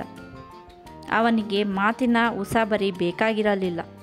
ಅವನು ವ್ಯಕ್ತಪಡಿಸುವ ಒಂದು ಭಾವನೆ 10 ಮಣ ತೂಕದ ಮಾತಿಗೆ ಸಮನಾಗಿತ್ತು. ಅಲ್ಲದೆ ಚಾಪ್ಲಿನ್ ಕೇವಲ ಚಾಪ್ಲಿನ್ ಮಾತ್ರ ಆಗಿರಲಿಲ್ಲ. ಅವನು ಸಾಕಷ್ಟು ಮಾಗಿದ್ದ, ಪಕ್ವಗೊಂಡಿದ್ದ. ಬದಲಾದ ಸಾಮಾಜಿಕ ಸಂದರ್ಭದಲ್ಲಿ ಸೂಚ್ಯವಾಗಿ ಅರ್ಥಪೂರ್ಣವಾಗಿ ಹೊಸದಾಗಿ ಚಿತ್ರ ಮಾಧ್ಯಮದ ಮೂಲಕ ಏನಾದರೂ ಹೇಳಿಕೊಳ್ಳಬೇಕೆಂದು ತಹತಹಿಸುತ್ತಿದ್ದ. ತನ್ನ ಸಿಹಿ ಕಹಿ ಅನುಭವಗಳಿಗೆ ಏನಾದರೂ ಹೇಳಿಕೊಳ್ಳಬೇಕೆಂದು ಅಂದುಕೊಳ್ಳುತ್ತಿದ್ದ. ದೃಶ್ಯ ಮಾಧ್ಯಮದಲ್ಲಿ ಕಲಾತ್ಮಕ ಅಭಿವ್ಯಕ್ತಿ ಕೊಡಬೇಕೆಂದು ನಿರ್ಧರಿಸಿಯೇ ಅವನು ಮಾತಿನ ಹಂಗಿನಿಂದ ದೂರ ಉಳಿಯಲು ಪ್ರಯತ್ನಿಸಿದ್ದು. ಅನುಭವ, ಅಧ್ಯಯನ ಮತ್ತು ಶ್ರಮದಿಂದ ಅವನು ತನ್ನ ಮುಂದಿನ ಚಿತ್ರದಲ್ಲಿ ಸಂಗೀತಕ್ಕೆ ಹೆಚ್ಚು ಒತ್ತು ಕೊಡಬೇಕೆಂದು ನಿರ್ಧರಿಸಿದ. ಯಾರಿಂದಲಾದರೂ ಸಲಹೆ ಪಡೆದೇ ತಾನಿಷ್ಟೊಂದು ಆದವನಲ್ಲ. ಅಭಿಜಾತ ಕಲಾವಿದನಾದ ತಾನು ನಿರ್ಲಕ್ಷಿತ ಸಮಾಜದಿಂದ ಕಲಿತದ್ದೇ ಹೆಚ್ಚು. ತಾನು ನಾಯಕ ನಟನಾದ, ತಾನು ಯಶಸ್ವಿ ನಿರ್ದೇಶಕನಾದ, ತಾನು ಯಶಸ್ವಿ ಕತೆಗಾರನಾದ. ಇನ್ನು ಮುಂದಿನ ಚಿತ್ರಕ್ಕೆ ತಾನೇ ನಿರ್ದೇಶನ ನೀಡಲು ಉದ್ದೇಶಿಸಿ ಹಲವು 10 ಜ್ಞಾನಗಳ ದಶಾನನನಾಗಬೇಕಿದೆ. ಅದೇನು ಮಹಾ! ಚಾಪ್ಲಿನ್ ಬಾಲ್ಯದಿಂದಲೂ ಸಂಗೀತದ ಹುಚ್ಚು ಅಂಟಿಸಿಕೊಂಡಿದ್ದವ. ಬದುಕಿನ ಶ್ರುತಿಯ ಸಂಕೇತದಂತಿರುವ ವಯಲಿನ್ ಇನ್ನೂ ತನ್ನೊಂದಿಗಿದೆಯಲ್ಲ. ತನ್ನ ಬದುಕನ್ನು ಇಡಿಯಾಗಿ ತೊಡಗಿಸಿಕೊಂಡು ಸಮರ್ಪಿಸಿಕೊಂಡು ಮುಂದಿನ ಚಿತ್ರ ನಿರ್ಮಿಸಬೇಕು. ಸಮಕಾಲೀನ ಸ್ಪರ್ಧಾತ್ಮಕ ಹೆಣಗಾಟದ ನಡುವೆ ಒಳ್ಳೆಯ ಚಿತ್ರದ ಮೂಲಕ ಉಳಿಯಬೇಕು, ಇಲ್ಲವೇ ಅಳಿಯಬೇಕು. ಚಾಪ್ಲಿನ್ ಎಲ್ಲರೂ ಮಾತಿಗೆ ಜೋತು ಬಿದ್ದಿರುವಾಗ, ನೀನಿನ್ನು ಬಾದರಾಯಣ ಕಾಲದಲ್ಲಿ? ಹೌದು, ಅವರು ಕೇಳುವುದು ಸಹಜ.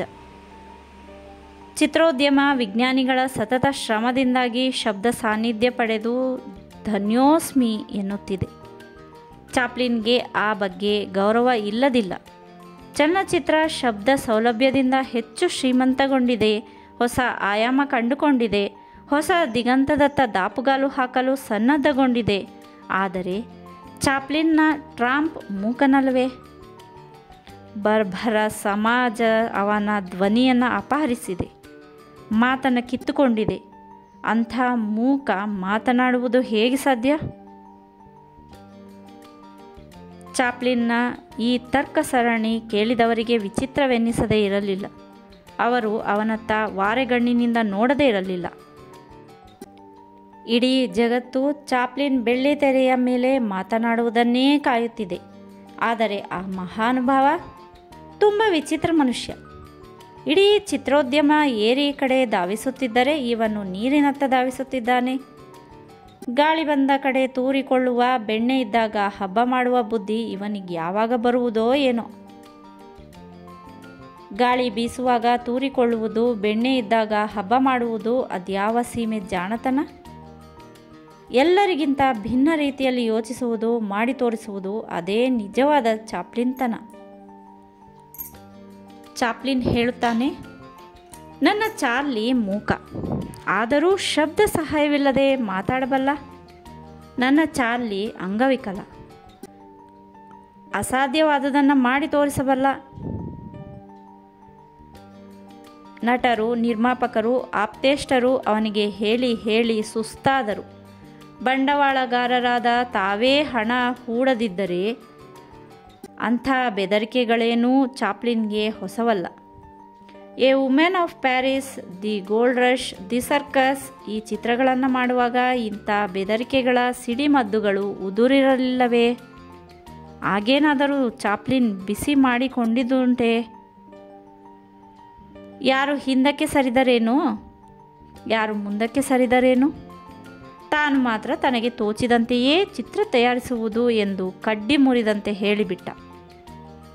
ಅವನಿಗೆ ಚಿತ್ರೋದ್ಯಮದ ಮಂದಿಯ ಪ್ರಕೃತಿ ಚೆನ್ನಾಗಿ ಗೊತ್ತು.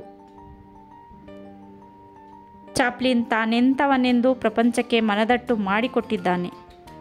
ತಾನು ಮಹಾ ಸತ್ಯ ಹರಿಶ್ಚಂದ್ರ ಅಂತ ಎಲ್ಲೂ ಫೋಜು ಕೊಟ್ಟವನಲ್ಲ. ತಾನು ಶ್ರೇಷ್ಠ ಮಟ್ಟದ ಸೌಂದರ್ಯೋಪಾಸಕ. ಸೌಂದರ್ಯವಿರುವತ್ತ ರೆಪ್ಪೆ ಆರಿಸದೆ ಕಣ್ಣು ತಿರುಗಿಸುವುದು, ಸುವಾಸನೆ ಬಂದತ್ತ ಮೂಗು ಅರಳಿಸುವುದು ಚಾಪ್ಲಿನ್ನ ಪ್ರಕೃತಿ.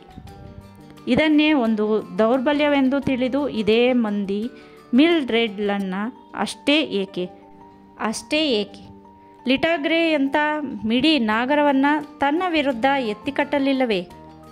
ಚಿತ್ರ ಜೀವನದಲ್ಲಿ ತನ್ನನ್ನು ಸರ್ವನಾಶ ಮಾಡಲು ಅವರು ಆ ಇಬ್ಬರು ಹೆಂಗಸರ ಮೂಲಕ ಹೂಡಿದ ಕುತಂತ್ರಗಳು ಒಂದೇ ಎರಡೇ. ಚಾಪ್ಲಿನ್ ಜಾಗದಲ್ಲಿ ಇನ್ನೊಬ್ಬರಿದ್ದಿದ್ದಲ್ಲಿ ಅವರೊಂದೋ ಆತ್ಮಹತ್ಯೆ ಮಾಡಿಕೊಳ್ಳುತ್ತಿದ್ದರು. ಚಾಪ್ಲಿನ್ ಬೆದರಿಕೆಗಾರರ ಕಡೆ, ಸಲಹೆಗಾರರ ಕಡೆ ನೋಡಿ ಮುಗುಳ್ನಕ್ಕ. ಅವರು ಬಂದ ದಾರಿಗೆ ಸುಂಕವಿಲ್ಲವೆಂಬಂತೆ ಹೋದರು.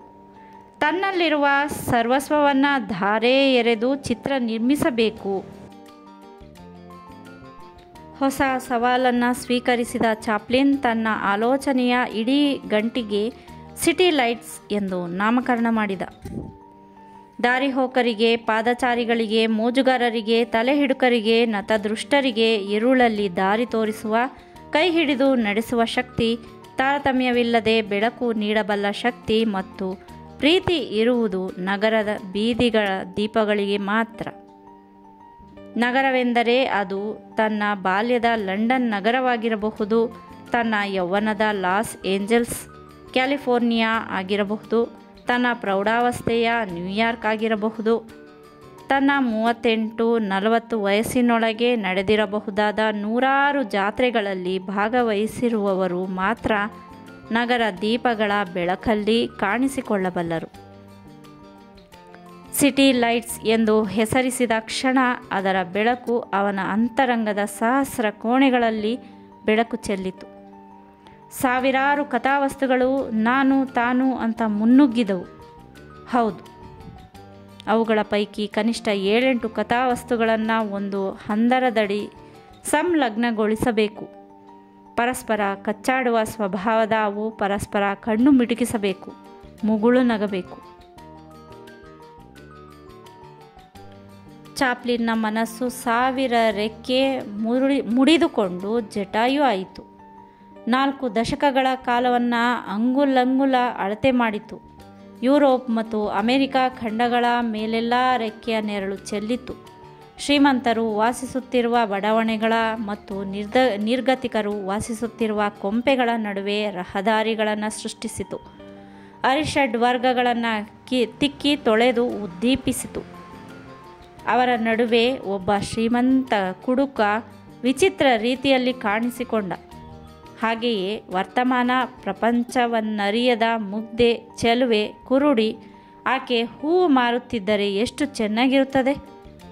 ಶ್ರೀಮಂತ ಕುಡುಕ ಮತ್ತು ಆ ಚೆಲುವೆ ನಡುವೆ ಅದೇ ವರ್ತಮಾನದಲ್ಲಿ ಭದ್ರ ನೆಲೆಗಾಗಿ ತಡಕಾಡುವ ಬೇವಾರ್ಸಿ ಪಾತ್ರ. ಚಾಪ್ಲಿನ್ ಅದ್ಭುತವಾಗಿ ಯೋಚಿಸತೊಡಗಿದ. ತನಗೆ ತಾನೇ ರೋಮಾಂಚನಗೊಂಡ. ತ್ರಿಕಾಲ ನೆಲೆಗಳತ್ತ ಮೈಲುದ್ದದ ಕೈಗಳನ್ನು ಚಾಚಿ ಬೆದಕಾಡಿದ. ಅರೆ, ಇಂಥದ್ದೊಂದು ವಸ್ತು ತನಗೆ ಬಹುದಿನಗಳ ಹಿಂದೆಯೇ ಹೊಳೆದಿತ್ತು. ಸುಮಾರು ಎ ವುಮೆನ್ ಆಫ್ ಪ್ಯಾರಿಸ್ ಚಿತ್ರ ಮಾಡುವುದಕ್ಕಿಂತ ಪೂರ್ವದಲ್ಲಿಯೇ 20 ಮಿನಿಟ್ಸ್ ಆಫ್ ಲವ್ ಮಾಡುತ್ತಿರುವಾಗ, ವಿಯೋಲೆಟೆರಾ ಎಂಬ ಹಾಡು ಕೇಳುತ್ತಿದ್ದಾಗ ಪ್ರಾಯಶಃ ತನಗೆ ಸಿಟಿ ಲೈಟ್ಸ್ ಎಂಬ ಶೀರ್ಷಿಕೆ ಹೊಳೆದದ್ದು ಆಗಲೇ.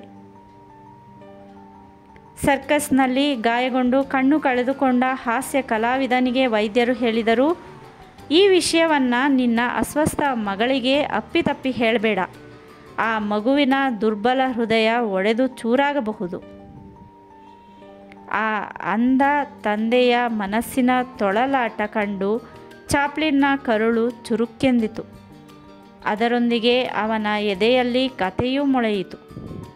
ಆ ಘಟನೆಯನ್ನು ತಿರುಗುಮುರುಗು ಮಾಡಿ ಆಲೋಚಿಸಿದ. ಹಾಗೆಯೇ ಮನುಷ್ಯನ ಕೋಮಲ ಭಾವನೆಗಳ ಬಗೆಗೂ ಯೋಚಿಸದೇ ಇರಲಿಲ್ಲ ಆತ. ಆ ಅಂಧ ಚೆಲುವೆ, ಆಕೆಗೋರ್ವ ವೃದ್ಧ ತಾಯಿ, ಹೂವು ಮಾರಿ ಸಂಸಾರ ನಿರ್ವಹಣೆ, ವೃದ್ಧ ತಾಯಿಯ ಘೋಷಣೆ, ಜೊತೆಗೆ ಮರಳಿ ದೃಷ್ಟಿ ಪಡೆಯುವ ಕನಸು.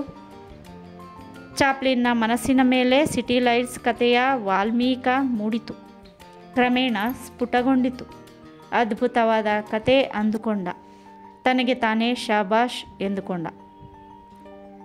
ನೀರಿನ ಉಗಿಯ ಸ್ನಾನ ಮಾಡಲೆಂದು ಚಾಪ್ಲಿನ್ ತನ್ನ ಪ್ರಿಯ ಮಿತ್ರ ಡಗ್ಲಾಸ್ನ ಸ್ಟುಡಿಯೋಕ್ಕೆ ಹೋದ.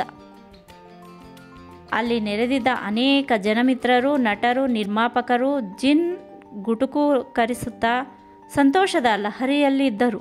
ಮಾತು ಪಡೆದುಕೊಂಡ ಚಿತ್ರ ಮಾಧ್ಯಮದ ಬಗ್ಗೆ ಸಂತೋಷ ಹಂಚಿಕೊಳ್ಳುತ್ತಿದ್ದರು. ಚಾಪ್ಲಿನ್ ಮತ್ತೆ ಮೂಕಿ ಕಡೆ ವಾಲುತ್ತಿರುವುದರ ಬಗ್ಗೆ ತಕರಾರೆತ್ತಿದರು. ಅವನು ತನ್ನನ್ನು ತಾನು ಸಮರ್ಥಿಸಿಕೊಂಡ. ಹುಂಬತನ ಮತ್ತು ಧೈರ್ಯ ಎರಡೂ ಒಟ್ಟಿಗಿವೆ ಎಂದು ಗೊಣಗಿದರು. ಜೋಶೆನೆಕ್ ಒಬ್ಬನೇ ಮಾತ್ರ ಚಾಪ್ಲಿನ್ ಬಗ್ಗೆ ಮೆಚ್ಚುಗೆಯಿಂದ ಮಾತಾಡಿದ್ದು. ಪರವಾಗಿಲ್ಲ, ಚಿತ್ರೋದ್ಯಮದಲ್ಲಿ ತನ್ನನ್ನು ಮೆಚ್ಚುವವರೂ ಇದ್ದಾರೆ. ಚಿತ್ರೋದ್ಯಮ ಮಾತಿನ ಸೌಲಭ್ಯ ಪಡೆದ ಕ್ಷಣದಿಂದ ಕಲಾವಿದರ್ಯಾರಿಗೂ ಪುರುಸೊತ್ತು ಎಂಬುದಿಲ್ಲ. ಎಲ್ಲರೂ ಅವರವರಷ್ಟಕ್ಕೆ ಬ್ಯುಸಿಯಾಗಿರುವರು. ಮುಗ್ಧೆಯೂ ಕುರುಡಿಯೂ ಆದ ಪಾತ್ರಕ್ಕೆ ಸುಂದರ ತರುಣಿಯನ್ನು ಆಯ್ಕೆ ಮಾಡಬೇಕಿದೆ ತಾನಿನ್ನು. ಚಾಪ್ಲಿನ್ ಫಿಲ್ಮ್ ಕಂಪನಿಯೊಂದು ಚಿತ್ರೀಕರಣ ನಡೆಸುತ್ತಿದ್ದ ಸಾಂತಾ ಮೋನಿಕಾ ಬೀಚ್ಗೆ ಹೋದ. ಅಲ್ಲಿ 10 ಮಂದಿ ತರುಣಿಯರು ಈಜುಡಿಗೆ ತೊಟ್ಟು ಹಂಸ ಪಕ್ಷಿಗಳಂತೆ ಅಡ್ಡಾಡುತ್ತಿರುವುದು ಕಂಡ. ಅವರ ಪೈಕಿ ಓರ್ವ ತರುಣಿ ಮಾತ್ರ ಚಾಪ್ಲಿನ್ನ ಗಮನ ಸೆಳೆದಳು. ಆಕೆಯನ್ನು ತಾನು ಈ ಹಿಂದೆ ಎಲ್ಲೋ ಮಾತಾಡಿಸಿರುವಂಥ ನೆನಪು. ಆಕೆ ವರ್ಜಿನಿಯಾ ಚೆರಿಲ್. ಹೌದು, ಖಂಡಿತ ಅವಳೆ. ಆಕೆಯನ್ನು ಕೂಡಲೇ ಸಿಟಿ ಲೈಟ್ಸ್ನ ಮುಖ್ಯ ಪಾತ್ರಕ್ಕೆ ಆಯ್ಕೆ ಮಾಡಿಯೇ ಬಿಟ್ಟ ಚಾಪ್ಲಿನ್. ಅದರಿಂದ ಆಕೆಗೆ ಆದ ಸಂತೋಷ ಅಷ್ಟಿಷ್ಟಲ್ಲ. ಎಂದಿನಿಂದ ನಾನು ನಿಮ್ಮ ಚಿತ್ರದ ಚಿತ್ರೀಕರಣದಲ್ಲಿ ಭಾಗವಹಿಸಲಿ ಎಂದು ಕೇಳುವುದರ ಮೂಲಕ ಒಪ್ಪಿಗೆ ಸೂಚಿಸಿಯೇ ಬಿಟ್ಟಳು. ಚಾಪ್ಲಿನ್ ಆಕೆಯನ್ನು ಆಯ್ಕೆ ಮಾಡಿದ್ದು ಸರಿಯಾಗಿಯೇ ಇತ್ತು. ಕೆಮೆರಾ ಕಣ್ಣಿನಲ್ಲಿ ಆಕರ್ಷಕವಾಗಿ ಕಾಣುತ್ತಿದ್ದ ಸುಂದರಿ, ಮುಗ್ಧತೆ, ಅಮಾಯಕತೆಯ ಮುಖಭಾವ, ಹಲವಾರು ಚಿತ್ರಗಳಲ್ಲಿ ಚಿಕ್ಕಪುಟ್ಟ ಪಾತ್ರ ಮಾಡಿರುವ ಅನುಭವ, ನುರಿತ ನಟಿಯರಿಗಿಂತ ಇಂಥವರೇ ವಾಸಿ. ನಿರ್ದೇಶಕನ ತಲೆಯನ್ನು ತಿನ್ನುವುದಿಲ್ಲ, ಹೇಳಿದಂತೆ ವಿಧೇಯತೆಯಿಂದ ಮಾಡುತ್ತಾರೆ. ಅಂಥ ತರುಣಿಯ ಪಾತ್ರಕ್ಕೆ ವರ್ಜೀನಿಯಾ ಚೆರಿಲ್ನನ್ನು ವಿದ್ಯುಕ್ತವಾಗಿ ಆಯ್ಕೆ ಮಾಡಿದ ಚಾಪ್ಲಿನ್ ಉಳಿದ ಪಾತ್ರಗಳಿಗೆ Harry Myers, Henry Bergman, Albert Austin, Robert Jean Harlow ಮುಂತಾದವರನ್ನು ಆಯ್ಕೆ ಮಾಡಿದ. ನಿಸ್ಸಂದೇಹವಾಗಿ ಚಾಪ್ಲಿನ್ ಸಿಟಿ ಲೈಟ್ ಚಿತ್ರದ ಟ್ರಾಂಪ್ ಪಾತ್ರವನ್ನು ತಾನು ಆವಾಹಿಸಿಕೊಂಡ. ಸಿಟಿ ಲೈಟ್ಸ್ ಚಿತ್ರದ ಟ್ರಾಂಪ್ ಪಾತ್ರ ಕಳೆದ 15 ವರ್ಷಗಳಿಂದ ಕೇವಲ ನಗಿಸುವ ಪಾತ್ರವಾಗದೆ ವಿಷಾದದ ಪ್ರತಿನಿಧಿಯಾಗಿತ್ತು. ಅವನು ಸಾಮಾನ್ಯರ ಪೈಕಿ ಸಾಮಾನ್ಯ.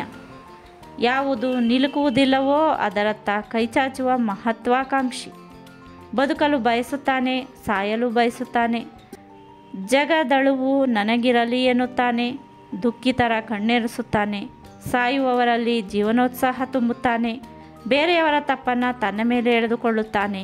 ಕತ್ತಲಲ್ಲಿ ಸಿಳ್ಳೆ ಹಾಕುತ್ತಾ ನಿಶಾಚರನಂತೆ ಸುತ್ತುತ್ತಾನೆ.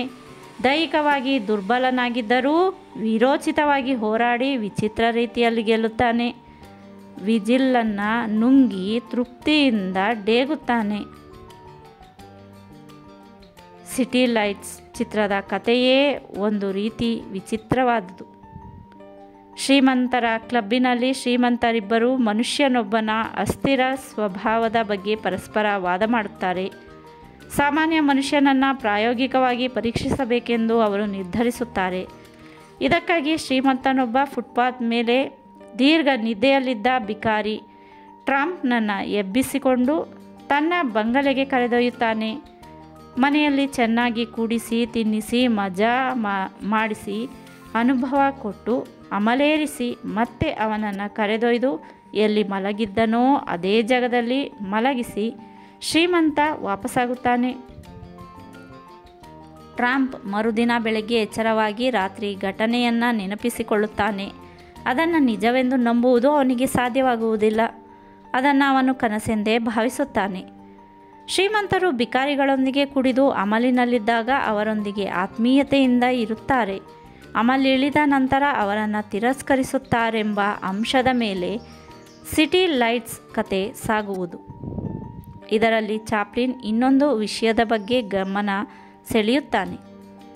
ಬೇವರ್ಸಿ ಹೂವು ಮಾರುವ ಅಂಧ ತರುಣಿಗೆ ಮರಳಿ ದೃಷ್ಟಿ ಕೊಡಿಸುವುದಕ್ಕಾಗಿ ಹಣ ಸಂಪಾದಿಸಬೇಕೆಂದು ಅವನು ವಿಶ್ವ ಪ್ರಯತ್ನ ಮಾಡುತ್ತಾನೆ. ಸಿಟಿ ಲೈಟ್ಸ್ನಲ್ಲಿ ಒಂದು ಕತೆ ಎಂಬುದಿಲ್ಲ, ಸರಿಸುಮಾರು 7-8 ಕತೆಗಳಿವೆ. ಅವುಗಳ ನಡುವೆ ಪರಸ್ಪರ ಸಂಬಂಧವಿರದಿದ್ದರೂ ಒಂದು ಸೂತ್ರಕ್ಕೆ ಒಗ್ಗಿಸುವ ಪ್ರಯತ್ನವನ್ನು ಚಾಪ್ಲಿನ್ ಮಾಡಿದ್ದಾನೆ. ಅವನು ಈ ಚಿತ್ರ ಪೂರೈಸಲು 2 ವರ್ಷಗಳಿಗಿಂತ ಹೆಚ್ಚು ಸಮಯವನ್ನು ತೆಗೆದುಕೊಂಡ. ಈ 2 ವರ್ಷದ ಅವಧಿಯಲ್ಲಿ ಅವನು ಕಲಾವಿದರಿಗೆ, ಛಾಯಾಗ್ರಾಹಕರಿಗೆ, ಸಂಗೀತ ನಿರ್ದೇಶಕರಿಗೆ ಕೊಟ್ಟ ಕಷ್ಟ ಅಷ್ಟಿಷ್ಟಲ್ಲ. ಅವನು ನೀಡುತ್ತಿದ್ದ ಹಿಂಸೆಗೆ ರೋಸಿ ಪ್ರತಿಭಟಿಸಿ ಕೆಲವರಂತೂ ಹೊರಟೇ ಹೋದರು. ತನ್ನ ಮನಸ್ಸಿಗೆ ತೃಪ್ತಿಯಾಗುವ ಮಟ್ಟ ಅವನು ಹಿಡಿದ ಕೆಲಸವನ್ನು ಬಿಡುತ್ತಿರಲಿಲ್ಲ. ಕಲಾವಿದರಿಂದ, ತಂತ್ರಜ್ಞರಿಂದ ಮಾಡಿದ ಕೆಲಸವನ್ನು ಮತ್ತೆ ಮತ್ತೆ ಮಾಡಿಸುತ್ತಿದ್ದ. ಈ 2 ವರ್ಷದ ಅವಧಿಯಲ್ಲಿ ಆ ಮಹಾನುಭಾವ $20 ಲಕ್ಷ ಖರ್ಚು ಮಾಡಿ 90,000 ಅಡಿಗಳಷ್ಟು ಪ್ರಮಾಣದಲ್ಲಿ ಸುದೀರ್ಘವಾಗಿ ಚಿತ್ರೀಕರಿಸಿದ. ಹಗಲಿರುಳು ಕೂತು ಸಂಕಲನ ಕಾರ್ಯ ಮಾಡಿದ. ಅಷ್ಟೊಂದು ಫಿಲಮನ್ನು 9,000 ಅಡಿಗಳಿಗೆ ಬಡ್ಡಿ ಇಳಿಸಿ 87 ನಿಮಿಷಗಳ ಅವಧಿಗೆ ಸೀಮಿತಗೊಳಿಸಿದ. ಅವನು ಇಷ್ಟೊಂದು ಶ್ರಮವಹಿಸಿ ನಿರ್ಮಿಸಿದ ಸಿಟಿ ಲೈಟ್ಸ್ ಅನ್ನು ಖರೀದಿಸಲು ಚಿತ್ರ ವಿತರಕರ್ಯಾರೂ ಮುಂದೆ ಬರಲಿಲ್ಲ. ತಾನು ತನ್ನ ಸ್ವಂತ ವೆಚ್ಚದಲ್ಲಿ ಚಿತ್ರಮಂದಿರಗಳನ್ನು ಬಾಡಿಗೆ ಪಡೆದು ಪ್ರದರ್ಶಿಸಲು ಪ್ರಯತ್ನಿಸಿದ್ದುಂಟು. ಆದರೆ ನ್ಯೂಯಾರ್ಕ್ನ ಯಾವ ಚಿತ್ರಮಂದಿರವೂ ಅವನಿಗೆ ದೊರಕಲಿಲ್ಲ. ಚಾಪ್ಲಿನ್ ತನ್ನಲ್ಲಿದ್ದುದನ್ನೆಲ್ಲ ಸಿಟಿ ಲೈಟ್ಸ್ಗೆ ಧಾರೆ ಎರೆದು ಹೈರಾಣಾಗಿ ಬಿಟ್ಟಿದ್ದ. ಇದರ ಜೊತೆಗೆ ಚಿತ್ರದ ಪ್ರದರ್ಶನಕ್ಕಾಗಿ ಅಪಾರ ಹಣ ವೆಚ್ಚ ಮಾಡಬೇಕಾಗಿ ಬಂದದ್ದು. ನ್ಯೂಯಾರ್ಕ್ ನಗರದಲ್ಲಿ ಹ್ಯಾರಿ ಚಿತ್ರಮಂದಿರಗಳಿಗಾಗಿ ಹುಡುಕಿ ನಿರಾಶನಾದ. ಕೊನೆಗೆ ಜಾರ್ಜ್ ಕೋಹನ್ ಚಿತ್ರಮಂದಿರ ದೊರಕಿತು. ದೇಶದ ಆರ್ಥಿಕ ಸ್ಥಿತಿಯಂತೆಯೇ ದುಸ್ಥಿತಿಯಲ್ಲಿದ್ದ ಅದರಲ್ಲಿ ಕೇವಲ 1150 ಮುರುಕು ಸೀಟುಗಳು ಮಾತ್ರ ಇದ್ದವು. ಆ 4 ಗೋಡೆಗಳ ನಡುವಣ ಪ್ರದರ್ಶನಕ್ಕೆ 8 ವಾರಗಳ ಮಟ್ಟಿಗೆ ವಾರಕ್ಕೆ $7,000 ಬಾಡಿಗೆ ಹಿಡಿದ. ಸ್ವಂತ ವೆಚ್ಚದಲ್ಲಿ ಸಿಬ್ಬಂದಿಯನ್ನೂ ನೇಮಿಸಿದ. ಚಿತ್ರದ ಪ್ರಚಾರದ ವೆಚ್ಚವನ್ನು ತಾನೇ ವಹಿಸಿಕೊಂಡ. ಪ್ರತಿಯೊಂದು ನಿಯತಕಾಲಿಕಗಳಲ್ಲಿ ಸಿಟಿ ಲೈಟ್ಸ್ ಬಗ್ಗೆ ಆಕರ್ಷಕ ಜಾಹೀರಾತು ನೀಡಿದ. ಇದಕ್ಕೆ ಅವನು $30,000 ಖರ್ಚು ಮಾಡಬೇಕಾಗಿ ಬಂತು. ಅಷ್ಟರಲ್ಲಿ ರೀವ್ಸ್ ಸತತವಾಗಿ ಪ್ರಯತ್ನಿಸಿ ಲಾಸ್ ಏಂಜಲ್ಸ್ನಲ್ಲಿ ಅದೇ ತಾನೇ ಪೂರ್ಣಗೊಂಡಿದ್ದ ಚಿತ್ರಮಂದಿರವೊಂದನ್ನು ಬಾಡಿಗೆ ಹಿಡಿದ. ಆಗ ಅದೇ ನಗರದಲ್ಲಿದ್ದ ಆಲ್ಬರ್ಟ್ ಐನ್ಸ್ಟೈನ್ರನ್ನು ಚಾಪ್ಲಿನ್ ತನ್ನ ನಿವಾಸಕ್ಕೆ ಆಮಂತ್ರಿಸಿ ಔತಣ ನೀಡಿದ. ಹಾಗೆಯೇ ಪ್ರೊಫೆಸರ್ ಚಿತ್ರಮಂದಿರಕ್ಕೆ ಚಾಪ್ಲಿನ್ನೊಂದಿಗೆ ಹೋಗಿ ಸಿಟಿ ಲೈಟ್ಸ್ನ ಉದ್ಘಾಟನಾ ಪ್ರದರ್ಶನದಲ್ಲಿ ಭಾಗವಹಿಸಿದರು. ಚಿತ್ರ ಮುಗಿಯುತ್ತಲೇ ಕರವಸ್ತ್ರದಿಂದ ಕಣ್ಣೊರೆಸಿಕೊಳ್ಳುತ್ತಾ ನಿಟ್ಟುಸಿರು ಬಿಡುತ್ತಾ ಪ್ರೊಫೆಸರ್ ಹೊರಬಂದರು. ವಿಜ್ಞಾನಿಗಳು ಮಾನಸಿಕವಾಗಿ ದುರ್ಬಲರಿರುತ್ತಾರೆ ಎಂದುಕೊಂಡ ಚಾಪ್ಲಿನ್. ಕ್ರಮೇಣ ಸಿಟಿ ಲೈಟ್ಸ್ ಪ್ರೇಕ್ಷಕರ ಗಮನ ಸೆಳೆಯುವಲ್ಲಿ ಯಶಸ್ವಿಯಾಯಿತು. ಅದರ ಮೊದಲ ಹಂತದ ಗಳಿಕೆ $4,00,000 ದಾಟಿತು. ಮೂಗು ಮುರಿದು ದೂರ ಸರಿದಿದ್ದವರೆಲ್ಲ ಬಂದು ಚಿತ್ರ ನೋಡಿ ಭಾರ ಹೃದಯ ಹೊತ್ತು ವಾಪಸ್ಸಾದರು. ಆಳುವ ಕಡಲೊಳು ತೇಲಿ ಬರುತ್ತಲಿದೆ ನಗೆಯ ಹಾಯಿ ದೋಣಿ ಎಂಥ ಸಿಟಿ ಲೈಟ್ಸ್ ಚಿತ್ರವನ್ನು ಮಾಡಿದ ಚಾಪ್ಲಿನ್ನನ್ನು ಅಭಿನಂದಿಸಿದರು. ಪತ್ರಿಕೆಗಳು ಚಿತ್ರವನ್ನು ಮುಕ್ತ ಕಂಠದಿಂದ ಪ್ರಶಂಸಿಸಿದವು. ಚಾಪ್ಲಿನ್ ಹಾಲಿವುಡ್ ಜಗತ್ತಿಗೆ ಆ ಚಿತ್ರದ ಮೂಲಕ ಶಾಕ್ ಟ್ರೀಟ್ಮೆಂಟ್ ನೀಡುವಲ್ಲಿ ಯಶಸ್ವಿಯಾಗಿದ್ದ. ಸಿಟಿ ಲೈಟ್ಸ್ನ ಕತೆ ತುಂಬ ಚೆನ್ನಾಗಿದೆ. ಸಿಟಿ ಲೈಟ್ಸ್ ಅಪೂರ್ವ ಕಲಾಕೃತಿ ಎಂದು ಪರಿಗಣಿಸಲ್ಪಟ್ಟ ನಂತರ ಚಾಪ್ಲಿನ್ ತಾನು ಬದುಕಿದೆ ಎಂದುಕೊಂಡ. ಹೌದು, ಜಗತ್ತಿನ ಅತ್ಯುತ್ತಮ ಚಲನಚಿತ್ರಗಳಲ್ಲಿ ಅದೂ ಕೂಡ ಒಂದು. ಜನರು ಅದನ್ನು ಸ್ವಾಗತಿಸಿದರು. ತಜ್ಞರು ಅದನ್ನು ಮುಕ್ತ ಕಂಠದಿಂದ ಪ್ರಶಂಸಿಸಿದರು. ಚಾಪ್ಲಿನ್ನಷ್ಟೇ ಅದ್ಭುತವಾಗಿ ಕುರುಡಿ ಪಾತ್ರದಲ್ಲಿ ಅಮೋಘ ಅಭಿನಯ ನೀಡಿದ ವರ್ಜೀನಿಯಾ ಚೆರಿಲ್ ಸಿಟಿ ಲೈಟ್ಸ್ ಬಿಡುಗಡೆ ಆದ ಮರುದಿನವೇ ಮನೆ ಮಾತಾದಳು. ಅದರಲ್ಲಿ ಪಾತ್ರವಹಿಸಿದ ಕಲಾವಿದರೆಲ್ಲರೂ ಅಜರಾಮರರಾದರು. ತನ್ನ ಪ್ರೀತಿಯ ಲಂಡನ್ ನಗರ ಚಾಪ್ಲಿನ್ನನ್ನು ಕೈಬೀಸಿ ಕರೆಯಿತು. ತಾನು ಅದರ ಕರೆಯನ್ನು ಮನ್ನಿಸಬೇಕು. ತನ್ನ ಹೊಸ ಚಿತ್ರ ಸಿಟಿ ಲೈಟ್ಸ್ ಅನ್ನು ಅಲ್ಲಿ ಬಿಡುಗಡೆ ಮಾಡಬೇಕೆಂದು ನಿರ್ಧರಿಸಿದ ಚಾಪ್ಲಿನ್ ಅದರ ಏರ್ಪಾಡು ಮಾಡುವಂತೆ ಮ್ಯಾನೇಜರ್ ರೀವ್ಸ್ಗೆ ಸೂಚಿಸಿದ. ಅದೇ ಸಮಯದಲ್ಲಿ ಚಾಪ್ಲಿನ್ ತನ್ನ ಆತ್ಮೀಯ ಮಿತ್ರರಲ್ಲಿ ಒಬ್ಬರಾದ ರಾಲ್ಫ್ ಬರ್ಟನ್ನನ್ನು ಭೇಟಿಯಾಗಬೇಕಾಗಿ ಬಂತು. ನ್ಯೂಯಾರ್ಕ್ ಪತ್ರಿಕೆಯ ಸಂಪಾದಕರಲ್ಲಿ ಒಬ್ಬರಾದ ರಾಲ್ಫ್ ಉತ್ತಮ ಲೇಖಕ, ಪತ್ರಕರ್ತ. 37ರಷ್ಟು ವಯಸ್ಸಾಗಿದ್ದ ಆತ ಅದೇ ತಾನೇ ಬಾಲ್ಜಾಕ್ ಗುಂಪಿನ ಡ್ರಾಲ್ ಸ್ಟೋರೀಸ್ನಲ್ಲಿ ಕೆಲಸ ಮಾಡುತ್ತಿದ್ದ. ಸಂಭಾವಿತ ಸೂಕ್ಷ್ಮಜ್ಞ ಮತ್ತು ಅತ್ಯುತ್ತಮ ನಾಗರಿಕನಾಗಿದ್ದ ಆತ 5 ಸಾರಿ ಮದುವೆಯಾಗಿ ವಿಫಲ ದಾಂಪತ್ಯ ಜೀವನ ನಡೆಸಿದ್ದ. ಆತ ಸದಾ ಏನೋ ಕಳೆದುಕೊಂಡಿರುವನಂತೆ ಮಂಕಾಗಿ ಇರುತ್ತಿದ್ದ. ಜೀವನದಲ್ಲಿ ಜಿಗುಪ್ಸೆ ಹೊಂದಿ ಆತ್ಮಹತ್ಯೆ ಮಾಡಿಕೊಳ್ಳಲು ಪ್ರಯತ್ನಿಸಿ ಬದುಕುಳಿದಂಥವ. ಅವನನ್ನು ಭೇಟಿಯಾಗಿ ಚಾಪ್ಲಿನ್ ಪರಿಪರಿಯಾಗಿ ಸಂತೈಸಿದ. ಬದುಕಿನ ಬಗ್ಗೆ ಶ್ರದ್ಧೆ ಹುಟ್ಟಿಸಿದ. ತನ್ನ ಅತಿಥಿಯಾಗಿ ಯುರೋಪ್ಗೆ ಪ್ರಯಾಣ ಬೆಳೆಸುವಂತೆ ಚಾಪ್ಲಿನ್ ರಾಲ್ಫ್ಗೆ ಸಲಹೆ ನೀಡಿದ. ಅವರಿಬ್ಬರೂ ಒಲಿಂಪಿಕ್ ಹೆಸರಿನ ಜಹಜಿನಲ್ಲಿ ಯುರೋಪ್ ಕಡೆ ಪ್ರಯಾಣ ಬೆಳೆಸಿದರು. ಸಿಟಿ ಲೈಟ್ಸ್ ಚಿತ್ರವನ್ನು ಬಿಡುಗಡೆ ಮಾಡುವ ಉದ್ದೇಶದಿಂದ 10 ವರ್ಷ ನಂತರ ಲಂಡನ್ನಿಗಿಳಿದ ಚಾಪ್ಲಿನ್ನನ್ನು ಸ್ವಾಗತಿಸಲು ಅಪಾರ ಸಂಖ್ಯೆಯಲ್ಲಿ ಜನ ನೆರೆದಿದ್ದರಲ್ಲದೆ ಅದು ಅವನಿಗೆ ಬೇಕಾಗಿಯೂ ಇರಲಿಲ್ಲ. ಆದರೂ ಭವ್ಯ ಆತ್ಮೀಯ ಸ್ವಾಗತ ಲಭಿಸಿತು. ಚಾಪ್ಲಿನ್ ತನ್ನ ಹತಾಶ ಮಿತ್ರ ರಾಲ್ಫ್ನೊಂದಿಗೆ ಕಾರ್ಲ್ಟನ್ ಹೋಟೆಲ್ನಲ್ಲಿ ಉಳಿದುಕೊಂಡ. ಸರ್ ಫಿಲಿಪ್ ಸಾಸೂನ್ ಚಾಪ್ಲಿನ್ ಮತ್ತು ರಾಲ್ಫ್ ರಿಬ್ಬರನ್ನು ಅನೇಕ ಔತಣಕೂಟಗಳಿಗೆ ಆಮಂತ್ರಿಸಿದ. 42ನೇ ವಯಸ್ಸಿನ ಚಾಪ್ಲಿನ್ ಆ ಆಮಂತ್ರಣ ಪುರಸ್ಕರಿಸುವುದರೊಂದಿಗೆ ಗಣ್ಯರನ್ನು ಭೇಟಿ ಮಾಡುವ ಕಾರ್ಯಕ್ರಮವನ್ನು ಶುರು ಮಾಡಿದ. ತನ್ನ ವ್ಯಕ್ತಿತ್ವವನ್ನು ರೂಪಿಸಿದ ಲಂಡನ್ ನಗರದಲ್ಲಿ ಆತ್ಮೀಯರಿಗೆ ಬರವಿರಲಿಲ್ಲ. H.G. ವೆಲ್ಸ್ರಂತೆಯೇ ಖ್ಯಾತ ನಾಟಕಕಾರ ಜಾರ್ಜ್ ಬರ್ನಾರ್ಡ್ ಶಾ ಮತ್ತವನ ರಕ್ತ ಸಂಬಂಧಿಗಳಾದ John Maynard Keynes, Lloyd George ಮುಂತಾದವರು, ಪ್ರಸಿದ್ಧ ಅರ್ಥಶಾಸ್ತ್ರಜ್ಞ ಮೆನಾರ್ಡ್ ಕೇನ್ಸ್ನೊಂದಿಗೆ ಪ್ರಥಮ ಮಹಾಯುದ್ಧ ನಂತರದ ಜಾಗತಿಕ ಆರ್ಥಿಕ ವ್ಯವಸ್ಥೆ ಕುರಿತು ಚಾಪ್ಲಿನ್ ಚರ್ಚಿಸಿದ. ಬರ್ನಾರ್ಡ್ ಶಾ ಚಾಪ್ಲಿನ್ನನ್ನು ಮನೆಗೆ ಕರೆದೊಯ್ದು ತನ್ನ ಅಮೂಲ್ಯ ಗ್ರಂಥಾಲಯ ತೋರಿಸಿದ. ಶಾನ ದಿ ಅಪ್ಲೆಕಾರ್ಟ್ ನಾಟಕದ ಬಗ್ಗೆ ವಿಮರ್ಶಕರ ನಿರ್ಲಕ್ಷ್ಯ ಧೋರಣೆ ಕುರಿತು ಶ್ರೀಮತಿ ಶಾ ಖಾರವಾಗಿ ಮಾತನಾಡಿದಳು. ಶಾನ ಕುಟುಂಬದ ಅನಧಿಕೃತ ಸದಸ್ಯನಂತಿದ್ದ ಚಾಪ್ಲಿನ್ ಅವರೊಂದಿಗೆ ಬ್ರಿಟನ್ ರಂಗಭೂಮಿ ಕುರಿತು ಚರ್ಚಿಸಿದ. 3 ವಾರಗಳಿಗೆ ಸಾಕಾಗುವಷ್ಟು ಆಮಂತ್ರಣಗಳು ವಿವಿಧ ಗಣ್ಯರಿಂದ ಚಾಪ್ಲಿನ್ಗೆ ಬಂದಿದ್ದವು. ಅವಕ್ಕೆಲ್ಲ ಸಮಯ ಹೊಂದಿಸಿಕೊಳ್ಳುವುದೇ ಚಾಪ್ಲಿನ್ಗೆ ಕಷ್ಟವಾಯಿತು.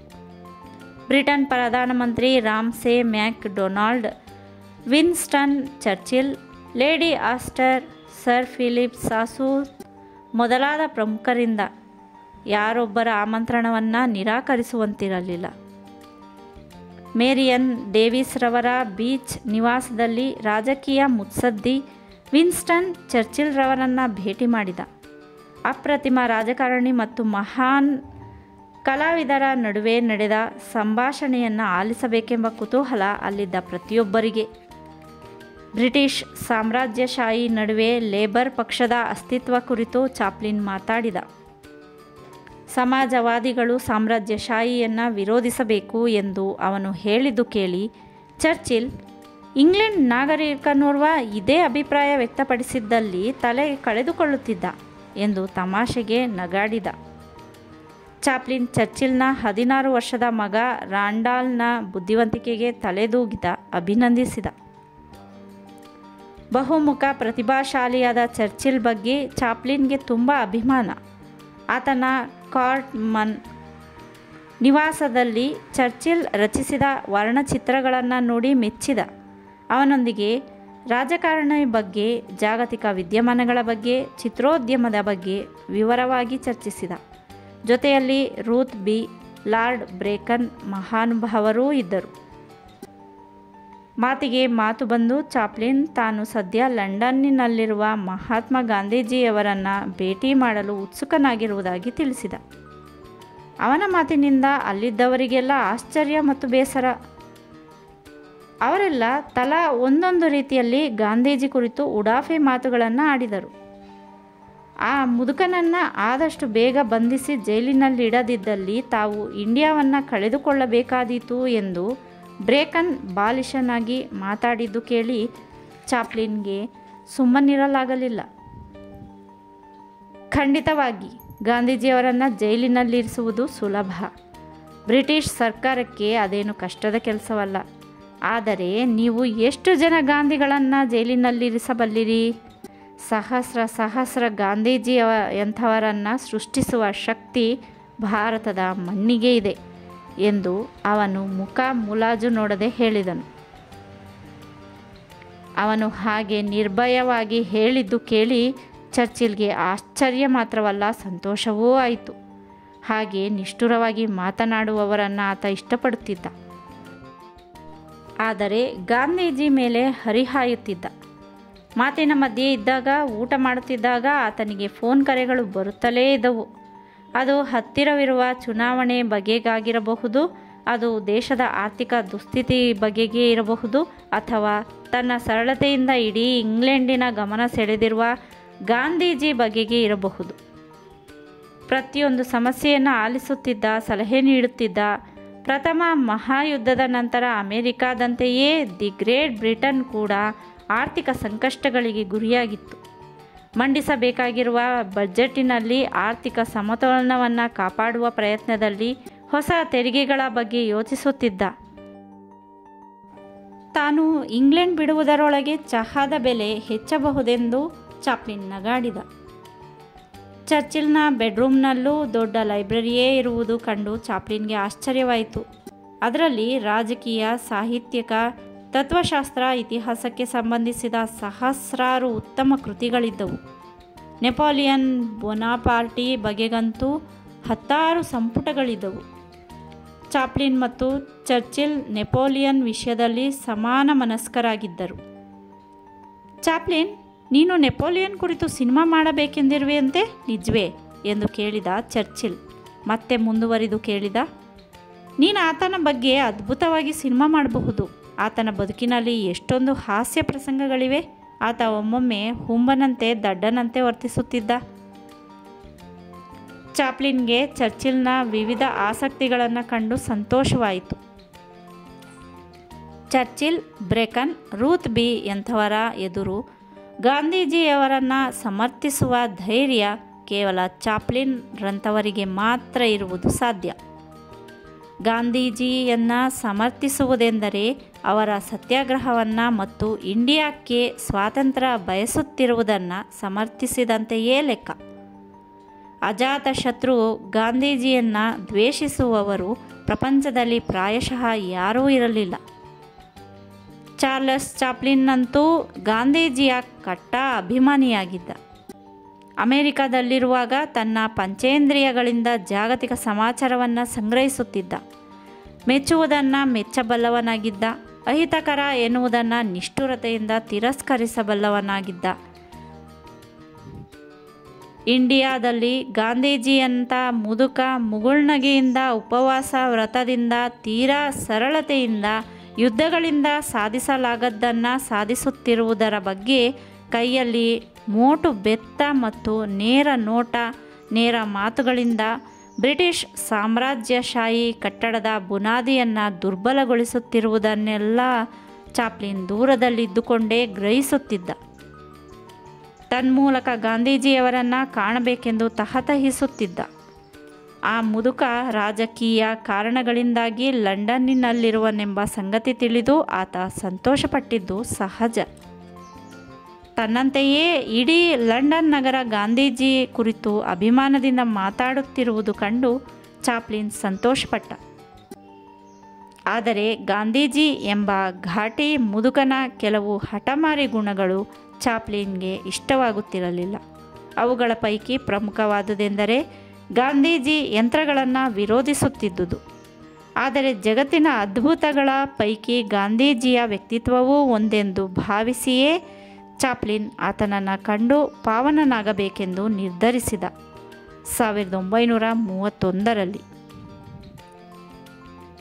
ಚಾಪ್ಲಿನ್ ತನ್ನೆಲ್ಲ ಕಾರ್ಯಕ್ರಮಗಳನ್ನು ಬದಿಗೊತ್ತಿ ಮಹಾತ್ಮ ವಾಸ್ತವ್ಯ ಹೂಡಿದ್ದ ಈಸ್ಟ್ ಇಂಡಿಯಾ ಡಾಕ್ ರಸ್ತೆಯ ಕೊಳಚೆಗೇರಿಗೆ ಹೋದ.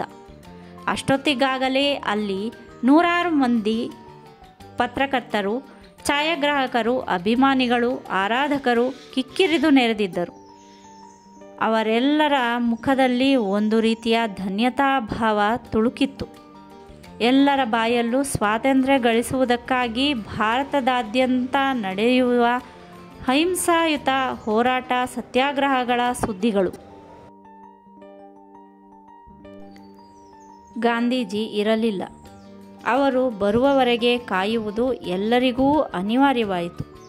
ಹೀಗೆ ಸ್ವಲ್ಪ ಹೊತ್ತು ಕಳೆದ ನಂತರ ಮಹಾತ್ಮ ಟ್ಯಾಕ್ಸಿಯಲ್ಲಿ ಬಂದರು. ಎಲ್ಲರಂತೆ ಚಾಪ್ಲಿನ್ ಸಹ ಆ ತುಂಡು ಬಟ್ಟೆ ಹುಟ್ಟಿರುವ ಬಡಕಲು ಮುದುಕ ಹೇಗಿರುವನೆಂಬ ಕುತೂಹಲದಿಂದ ಮೇಲೆದ್ದ. ವಿನಮ್ರತಾ ಭಾವದಿಂದ ನಿಂತಿದ್ದವರು ಗಾಂಧೀಜಿಗೆ ಕೈ ಮುಗಿದರು. ಮಗು ಸಹಜ ಮುಗ್ಧತೆಯ ಗಾಂಧೀಜಿ ಎಲ್ಲರ ಕಡೆ ಪ್ರೀತಿಯಿಂದ ನೋಡುತ್ತಾ ಮುಗುಳ್ನಗುತ್ತಾ ಕೋಣೆ ಪ್ರವೇಶಿಸಿದರು. ಸ್ವಲ್ಪ ಹೊತ್ತಿನ ನಂತರ ಕರೆ ಬರಲು ಚಾಪ್ಲಿನ್ ಒಳಗಡೆ ಹೋದ. ಚಾಪ್ಲಿನ್ ಚಿತ್ರಗಳ ಬಗ್ಗೆ, ಮಾನವೀಯತೆಯ ಬಗ್ಗೆ ಸಾಕಷ್ಟು ಕೇಳಿ ತಿಳಿದಿದ್ದ ಗಾಂಧೀಜಿ ಚಾಪ್ಲಿನ್ನನ್ನು ಪ್ರೀತಿಯಿಂದ ಬರಮಾಡಿಕೊಂಡು ತಮ್ಮ ಮಗ್ಗುಲಲ್ಲಿ ಕುಳ್ಳಿರಿಸಿಕೊಂಡರು. ಜೊತೆಯಲ್ಲಿ ಸರೋಜಿನಿ ನಾಯ್ಡು ಮತ್ತಿತರರು ಇದ್ದರು. ಛಾಯಾಗ್ರಾಹಕರ ಕೈಯಲ್ಲಿದ್ದ ಕ್ಯಾಮರಾಗಳು ಕ್ಲಿಕ್ಕೆಂದವು. ಚಾಪ್ಲಿನ್ ತಾನು ಮಹಾತ್ಮರ ಬಳಿ ಆಡಲಿರುವ ಮಾತುಗಳ ಬಗ್ಗೆ ಯೋಚಿಸಿದ. ಆತ ತಾನು ನಟಿಸಿರುವ, ನಿರ್ದೇಶಿಸಿರುವ ಚಿತ್ರಗಳನ್ನು ಪ್ರಾಯಶಃ ನೋಡಿರಲಿಕ್ಕಿಲ್ಲ, ಆದರೆ ಕೇಳಿರಬಹುದು. ಎಂದು ಯೋಚಿಸುತ್ತಿರುವ ಹೊತ್ತಿನಲ್ಲಿ ಯಾರೋ ಮಹಿಳೆ ಗಾಂಧೀಜಿಯೊಂದಿಗೆ ಒಂದೇ ಸಮನೆ ಮಾತಾಡುತ್ತಿದ್ದರು. ಭಾರತೀಯ ಮಹಿಳೆಯಾದ ಆಕೆ ಗಾಂಧೀಜಿಯೊಂದಿಗೆ ಮಾತಾಡಲು ಚಾಪ್ಲಿನ್ಗೆ ಅವಕಾಶ ಕಲ್ಪಿಸಿಕೊಟ್ಟಳು. ಇಡೀ ಭಾರತವೇ ತಾನು ಗಾಂಧೀಜಿ ಸಮಕ್ಷಮ ನೀಡಲಿರುವ ಹೇಳಿಕೆ ಬಗ್ಗೆ, ಆಡಲಿರುವ ಮಾತಿನ ಬಗ್ಗೆ ತುದಿಗಾಲಲ್ಲಿ ನಿಂತು ಕಾಯುತ್ತಿದೆ ಎಂಬ ಎಚ್ಚರಿಕೆಯನ್ನು ಚಾಪ್ಲಿನ್ ಕಳೆದುಕೊಳ್ಳಲಿಲ್ಲ. ಗಾಂಧೀಜಿ ನೇತೃತ್ವದ ಭಾರತದಾದ್ಯಂತ ಆರಂಭಗೊಂಡಿರುವ ಸ್ವಾತಂತ್ರ್ಯ ಹೋರಾಟದ ಬಗ್ಗೆ ಅನುಕಂಪ ಮತ್ತು ಬೆಂಬಲವನ್ನು ಚಾಪ್ಲಿನ್ ತ್ರಿಕರಣಪೂರ್ವಕವಾಗಿ ವ್ಯಕ್ತಪಡಿಸಿದ. ಜೊತೆಗೆ ಗಾಂಧೀಜಿಯವರ ಯಂತ್ರ ಮತ್ತು ಆಧುನಿಕ ತಂತ್ರಜ್ಞಾನಗಳ ವಿರೋಧಿ ನಿಲುವನ್ನು ಪ್ರಸ್ತಾಪಿಸಿ ಇದು ಎಷ್ಟರ ಮಟ್ಟಿಗೆ ಸರಿ ಎಂಬ ಪ್ರಶ್ನೆ ಎತ್ತಿದ. ಗಾಂಧೀಜಿ ಮುಗುಳ್ನಕ್ಕು ಚಾಪ್ಲಿನ್ ಪ್ರಶ್ನೆಯನ್ನು ಸ್ವಾಗತಿಸಿದರು. ಬ್ರಿಟಿಷರು ಭಾರತದಿಂದ ತೊಲಗುವಂತಾಗಬೇಕೆಂದರೆ ಯಂತ್ರಗಳಿಂದ ಉತ್ಪತ್ತಿಯಾಗುವ ವಸ್ತುಗಳನ್ನು ಭಾರತೀಯರು ತಿರಸ್ಕರಿಸಬೇಕೆಂದು, ಯಂತ್ರಗಳು ಮನುಷ್ಯನ ಶ್ರಮವನ್ನು ಅವಮಾನಿಸುತ್ತವೆ ಎಂದು, ಯಂತ್ರಗಳನ್ನು ವಿರೋಧಿಸುವುದೆಂದರೆ ಒಂದು ದೇಶದ ಆಕ್ರಮಣವನ್ನು ವಿರೋಧಿಸಿದಂತೆ ಎಂದು ಗಾಂಧೀಜಿ ಅತ್ಯಂತ ಸರಳ ರೀತಿಯಲ್ಲಿ ಹೇಳಿದ್ದು ಚಾಪ್ಲಿನ್ ಕೇಳಿ ತೃಪ್ತಿಪಟ್ಟ.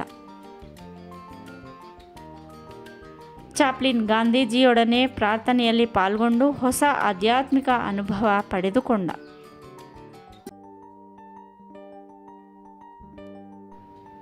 ಸಿಟಿ ಲೈಟ್ಸ್ ಬಿಡುಗಡೆಯ ಉದ್ಘಾಟನಾ ಪ್ರದರ್ಶನದ ದಿನದಂದು ಮಳೆ ಧೋ ಎಂದು ಸುರಿದು ನಿಂತಿತು. ಆಕಾಶದ ತುಂಬ ಆನೆಗಳಂತೆ ಮೋಡಗಳು ತೇಲಾಡುತ್ತಿದ್ದವು. ಥಿಯೇಟರ್ನಲ್ಲಿ ಚಾಪ್ಲಿನ್ ಮತ್ತು ಬರ್ನಾರ್ಡ್ ಶಾ ಅಕ್ಕಪಕ್ಕ ಕೂತಿದ್ದ ಕಡೆ ಪ್ರೇಕ್ಷಕರು ನೋಡುತ್ತಾ ನಗುತ್ತಿದ್ದರು. ಚಾಪ್ಲಿನ್ ಮತ್ತು ಶಾ ಎದ್ದು ನಿಂತು ಕೈ ಬೀಸಿದಾಗಲೂ ಪ್ರೇಕ್ಷಕರು ಹೊಟ್ಟೆ ಹುಣ್ಣಾಗುವಂತೆ ನಕ್ಕರು. ಬರ್ನಾರ್ಡ್ ಶಾ ಐನ್ಸ್ಟೈನ್ನಂತೆ ಕಣ್ಣಂಚಲ್ಲಿ ನೀರು ತಂದುಕೊಂಡ. ಚಾಪ್ಲಿನ್ನನ್ನು ಅಪ್ಪಿಕೊಂಡು ಅಭಿನಂದಿಸಿದ. ಚರ್ಚಿಲ್, ರಾಮ್ಸೆ, ಮ್ಯಾಕ್ಡೊನಾಲ್ಡ್, ರಾಲ್ಫ್ ಮೊದಲಾದ ಗಣ್ಯರು ಸಿಟಿ ಲೈಟ್ಸ್ ನೋಡಿ ಮನಸಾರೆ ಮೆಚ್ಚಿಕೊಂಡರು. ಚರ್ಚಿಲ್ನಂತೂ ತನ್ನ ಅಭಿನಂದನಾ ಭಾಷಣದಲ್ಲಿ ಚಾಪ್ಲಿನ್ನನ್ನೂ ಅವನ ಅಮೋಘ ಸಾಧನೆಯನ್ನೂ ಕೊಂಡಾಡಿದ. ಆಸ್ಪರ್ ದಂಪತಿಗಳು ಸಿಟಿ ಲೈಟ್ಸ್ ಚಿತ್ರವನ್ನು ಶ್ಲಾಘಿಸಿದರು. ರಾಲ್ಫ್ ಬರ್ಟನ್ ಹಿಂದೆಂದಿಗಿಂತ ಹೆಚ್ಚು ಲವಲವಿಕೆಯಿಂದ ಇದ್ದಾನೆ. ಆದರೆ ಅವನ ಮನಸ್ಸಿಗೆ ಹಿಂಸೆ ಕೊಡುವ ಸಂಗತಿ ಎಂದರೆ ಗಡಿಯಾರದ ಟಿಕ್ ಟಿಕ್ ಸದ್ದು ಮಾತ್ರ. ಅದಕ್ಕೆ ಅವನು ಸದ್ದು ಮಾಡುವ ಗಡಿಯಾರಗಳಿಂದ ಸದಾ ದೂರ. ಇದು ಗೊತ್ತಿರುವ ಯಾವ ಗೆಳೆಯನೂ ಆತನಿಗೆ ಗಡಿಯಾರದ ರೂಪದಲ್ಲಿ ನೆನಪಿನ ಕಾಣಿಕೆಯನ್ನು ನೀಡಲಾರರು. ರಾಲ್ಫ್ನ ಗಮನವನ್ನು ಅಮೆರಿಕ ಸೆಳೆಯುತ್ತದೆ. ಅವನ ಮೊದಲನೇ ಹೆಂಡತಿಯ 14 ವರ್ಷದ ಮಗಳು ಹ್ಯಾಕನಿ ಕ್ಯಾಥೋಲಿಕ್ ಕಾನ್ವೆಂಟ್ ಸ್ಕೂಲಲ್ಲಿ ಓದುತ್ತಿರುವಳಂತೆ. ಆಕೆಗೆ ಕ್ರೈಸ್ತ ಸನ್ಯಾಸಿನಿ ಆಗುವ ಆಸೆ ಇದೆಯಂತೆ. ಹೀಗೆ ರಾಲ್ಫ್ ಮಗಳ ಬಗ್ಗೆ ಹೆಮ್ಮೆಯಿಂದ ಮಾತಾಡಿದ. ಅವನು ಎಲ್ಲಿದ್ದರೂ ಸುಖವಾಗಿದ್ದರೆ ಸಾಕೆಂದು ಯೋಚಿಸಿ ಚಾಪ್ಲಿನ್ ಅವನನ್ನು ಅಮೆರಿಕಕ್ಕೆ ಕಳಿಸಿಕೊಟ್ಟ. ಆದರೆ ಅವನು ಅಲ್ಲಿಗೆ ಹೋದ 15 ದಿನಕ್ಕೆ ತನ್ನ ನ್ಯೂಯಾರ್ಕ್ನ ಅಪಾರ್ಟ್ಮೆಂಟಿನಲ್ಲಿ ಪಿಸ್ತೂಲಿನಿಂದ ತಲೆಗೆ ಗುಂಡು ಹೊಡೆದುಕೊಂಡು ಆತ್ಮಹತ್ಯೆ ಮಾಡಿಕೊಂಡನೆಂಬ ಸುದ್ದಿ ಬಂತು. ತಾನು ಅವನನ್ನು ಕಳಿಸಬಾರದಿತ್ತೆಂದುಕೊಂಡ ಚಾಪ್ಲಿನ್ ಸ್ವಲ್ಪ ಹೊತ್ತು ಗೆಳೆಯನಿಗಾಗಿ ದುಃಖಿಸಿದ. ಬೇಕರ್ ಸ್ಟ್ರೀಟ್ಗೆ ಆಗಾಗ್ಗೆ ಹೋಗಿ H.G. ವೆಲ್ಸ್ರನ್ನು ಭೇಟಿ ಮಾಡುತ್ತಲೇ ಇರುತ್ತಿದ್ದ ಚಾಪ್ಲಿನ್ ವೆಲ್ಸ್ಗೆ ಪುರುಸೊತ್ತೆಂಬುದೇ ಇರುತ್ತಿರಲಿಲ್ಲ. ಆತ ತನಗೆ ಸಹಾಯಕ್ಕೆಂದು 4 ಮಂದಿ ಸುಂದರ ತರುಣಿಯರನ್ನು ಕಾರ್ಯದರ್ಶಿಯನ್ನಾಗಿ ಇಟ್ಟುಕೊಂಡಿದ್ದ. ಒಬ್ಬಳು ಯಾವುದೇ ಒಂದು ಪುಸ್ತಕ ತೆರೆದು ಅದರಿಂದ ಏನೋ ಟಿಪ್ಪಣಿ ಮಾಡುತ್ತಿದ್ದಾಳೆ. ಇನ್ನೊಬ್ಬಳು ಎನ್ಸೈಕ್ಲೋಪೀಡಿಯಾದೊಳಗಿಂದ ಟಿಪ್ಪಣಿ ಮಾಡಿಕೊಳ್ಳುವುದರಲ್ಲಿ ಮಗ್ನಳಾಗಿದ್ದಾಳೆ. ವೆಲ್ಸ್ನ ಹೊಸ ಪುಸ್ತಕ ದಿ ಅನಾಟಮಿ ಆಫ್ ಮೊನಿ ರೂಪುಗೊಳ್ಳುತ್ತಿದ್ದ ಕ್ರಮವೇ ಕಾರ್ಖಾನೆ ಸದೃಶವಾಗಿತ್ತು. ವೆಲ್ಸ್ ತಾನು ಪ್ರಸ್ತಾಪಿಸುವ ವಿಷಯವನ್ನು ನೂರಾರು ಆಕರಗಳಿಂದ ಸಮರ್ಥಿಸುತ್ತಿದ್ದ. ಚಾಪ್ಲಿನ್ ಮತ್ತು ವೆಲ್ಸ್ 2 ಜ್ಞಾನ ವಾಹಿನಿಗಳ ಸಂಗಮದಂತೆ ಗಂಟೆಗಟ್ಟಲೆ ಬೇಸರವಿಲ್ಲದೆ ಚರ್ಚಿಸುತ್ತಿದ್ದರು. ಪರಸ್ಪರ ಜ್ಞಾನ ದಾಹವನ್ನು ತಣಿಸಿಕೊಳ್ಳುತ್ತಿದ್ದರು. ಚಾಪ್ಲಿನ್ಗೆ ಬಂಕಿಂಗ್ಹ್ಯಾಮ್ ಅರಮನೆ ಒಂದು ತೂಕವಾದರೆ ಜಾರ್ಜ್ ವೆಲ್ಸ್ ರಂಥ ಅಪರೂಪ ಲೇಖಕರು, ಚಿಂತಕರು ಇನ್ನೊಂದು ತೂಕ. ಅವನು ಹೆಚ್ಚಿನ ಸಮಯವನ್ನು ಲೇಖಕರೊಂದಿಗೆ ಕಳೆಯಲು ಬಯಸುತ್ತಿದ್ದ. ಚಾಪ್ಲಿನ್ ಲಂಡನ್ನಿನಲ್ಲಿದ್ದಷ್ಟು ಕಾಲ ಸಂತೋಷ, ಸಾರ್ಥಕ್ಯ ಅನುಭವಿಸಿದ. ತನ್ನ ತಾಯ್ನಾಡಿನ ಅನೇಕ ಗಣ್ಯರ ಪ್ರೀತಿ ಸಂಪಾದಿಸಿದ. ಎಷ್ಟೋ ದಿನಗಳಂತ ತಾನು ಅಲ್ಲಿರುವುದು ಸಾಧ್ಯ. ಅಮೆರಿಕಕ್ಕೆ ಹೊರಡುವ ಮೊದಲು ಚಾಪ್ಲಿನ್ ತನ್ನ ಸಹೋದರ ಸಿಡ್ನಿಯನ್ನು ನೋಡಬೇಕೆಂದು ನಿರ್ಧರಿಸಿದ. ಅವನನ್ನು ತಾನು ನೋಡದೆ ಎಷ್ಟೋ ವರ್ಷಗಳಾದವು. ತನ್ನ ಉಳಿತಾಯ ಖಾತೆಯಲ್ಲಿ $2.5 ಲಕ್ಷ ಜಮಾ ಆದೊಡನೆ ನೆಮ್ಮದಿಯಿಂದ ವಿಶ್ರಾಂತಿ ಜೀವನ ನಡೆಸುವುದಾಗಿ ಸಿಡ್ನಿ ಹೇಳುತ್ತಲೇ ಇದ್ದ. ಅವನು submarine pilot, the better old man in the box, Charles and ನಂತಹ ಯಶಸ್ವಿ ಚಿತ್ರಗಳನ್ನು ನಿರ್ಮಿಸಿ ಅಂದುಕೊಂಡಿದ್ದಕ್ಕಿಂತ ಹೆಚ್ಚು ಗಳಿಸಿದ. ಈಗ ಅವನು ನೈಲ್ನಲ್ಲಿ ಹೆಂಡತಿ ಮಕ್ಕಳೊಡನೆ ಸುಖವಾಗಿ ಜೀವನ ನಡೆಸುತ್ತಿರುವನು. ನೈಸ್ಗೆ ಹೋಗಿ ಅವನನ್ನು ಮಾತಾಡಿಸಿಕೊಂಡು ಬರಬೇಕು. ಚಾಪ್ಲಿನ್ 1931 ಏಪ್ರಿಲ್ ತಿಂಗಳಿನಲ್ಲಿ ಲಂಡನ್ನಿಂದ ಸೀದಾ ಫ್ರಾನ್ಸ್ಗೆ ಹೋದ. ಅಲ್ಲಿ ತನ್ನ ಬಾಲ್ಯದ ಅಂದರೆ ಲ್ಯಾಂಕ್ಶೈರ್ ಲ್ಯಾಡ್ಸ್ ಕಾಲದ ಹಳೆಯ ಆಲ್ಫ್ರೆಡ್ ಜಾಕ್ಸನ್ನ ಅತಿಥಿಯಾಗಿ 2 ದಿನಗಳು ಇದ್ದು ಅಲ್ಲಿಂದ ಉತ್ತರ ಆಫ್ರಿಕಾಕ್ಕೆ ಪ್ರಯಾಣ ಬೆಳೆಸಿದ. ಆಲ್ಜೈಸ್ ಮೂಲಕ ನೈಲ್ ತಲುಪುತ್ತಲೇ ಸಿಡ್ನಿ ತನ್ನ ಜಗದ್ವಿಖ್ಯಾತ ತಮ್ಮ ಚಾಪ್ಲಿನ್ನನ್ನು ಹೃತ್ಪೂರ್ವಕವಾಗಿ ಸ್ವಾಗತಿಸಿದ. ಅಂತೂ ತನ್ನ ಅಣ್ಣ ಸುಖವಾಗಿದ್ದಾನಲ್ಲ, ಅಷ್ಟೇ ಸಾಕು. ಓ ಪರಂಗ್ಜಿ, ಇಲ್ಲೇ ವಾಸವಾಗಿರುವವನಲ್ಲ. ಗೌಲ್ಡ್ ಚಾಪ್ಲಿನ್ನನ್ನು ತನ್ನ ಮನೆಗೆ ಆಮಂತ್ರಿಸಿ ಸತ್ಕರಿಸಿದ. ಚಾಪ್ಲಿನ್ನನ್ನು ಪ್ರತಿಯೊಂದು ದೇಶ ಕೈಬೀಸಿ ಕರೆಯುತ್ತಿತ್ತು. ಸ್ಪೇನ್, ವಿಯನ್ನಾ, ವೆನಿಸ್, ಬರ್ಲಿನ್ ಅಷ್ಟೇ ಅಲ್ಲ, ಇಡೀ ಯುರೋಪ್ ಖಂಡವೇ ತನ್ನನ್ನು ಪ್ರೀತಿಯಿಂದ ಬರಮಾಡಿಕೊಳ್ಳಲು ತಬ್ಬಿಕೊಳ್ಳಲು ಸಿದ್ಧವಿದೆ. ಉದಾರ ಮನಸ್ಸಿನ ಚಾಪ್ಲಿನ್ ಪ್ರತಿಯೊಂದು ದೇಶದ ಪ್ರೀತಿಯ ಕರೆಗೆ ಓಗೊಟ್ಟ. ಪ್ರತಿಯೊಂದು ದೇಶದ ಅನುಭವವನ್ನು ಎಷ್ಟು ಸೂರೆಗೊಳ್ಳಲು ಸಾಧ್ಯವೋ ಅಷ್ಟು ಅನುಭವಿಸಿದ. ಯುರೋಪಿನ ಬಹುಪಾಲು ದೇಶಗಳನ್ನು ಸುತ್ತಿ ಮತ್ತೆ ಲಂಡನ್ನಿಗೆ ಮರಳಿದ. ಆಮೇಲೆ ರಾಜಕುಮಾರ ತನಗೆಂದೇ ಏರ್ಪಡಿಸಿದ್ದ ಗೌರವ ಸಮಾರಂಭದಲ್ಲಿ ಭಾಗವಹಿಸಿದ. ಮತ್ತೆ ಅಮೇರಿಕಕ್ಕೆ ವಾಪಸ್ಸು ಹೋಗಿ ಏನು ಮಾಡುವುದು? ಮತ್ತದೇ ಮಂಕು ಮುಂದುವರಿಯಿತು. ತಾನು ಸಿಟಿ ಲೈಟ್ಸ್ ಮಾಡಿದಂತೆಯೇ ಮುಂದಿನ ಚಿತ್ರ ಮಾಡುವಂತಿಲ್ಲ. ಆದರೆ ಒಂದು ಮಾತ್ರ ಸತ್ಯ, ಮೂಕಿ ಚಿತ್ರವನ್ನು ಹೆಚ್ಚು ಕುಶಲಪೂರ್ಣತೆಯಿಂದ ಕಲಾತ್ಮಕಗೊಳಿಸಬಹುದು. ಆದರೆ ಆ ಪ್ರತಿಭಾಪೂರ್ಣ ಸ್ವಾತಂತ್ರ್ಯ ನಿರ್ದೇಶಕನಿಗೆ ಟಾಕಿ ಚಿತ್ರದಲ್ಲಿ ಇರುವುದಿಲ್ಲವೆಂಬುದೇ ಅವನ ಅಭಿಪ್ರಾಯವಾಗಿತ್ತು. ಯಾವುದೇ ಮಾನಸಿಕ ಸಿದ್ಧತೆ ಇಲ್ಲದೆ ಟಾಕಿ ಚಿತ್ರಕ್ಕೆ ಕೈ ಹಾಕುವುದೆಂದರೆ ಹೇಗೆ ಸಾಧ್ಯ? ಇಡೀ ಚಿತ್ರ ಜಗತ್ತು ತನ್ನತ್ತ ಕಣ್ಣು ನೆಟ್ಟಿದೆ. ತಾನು ಮಾಡಬಹುದಾದ ಟಾಕಿ ಚಿತ್ರಕ್ಕಾಗಿ ಕಾಯುತ್ತಿದೆ. ತಾನು ಅದರಲ್ಲಿ ಯಶಸ್ಸು ಸಾಧಿಸಬೇಕಿದೆ.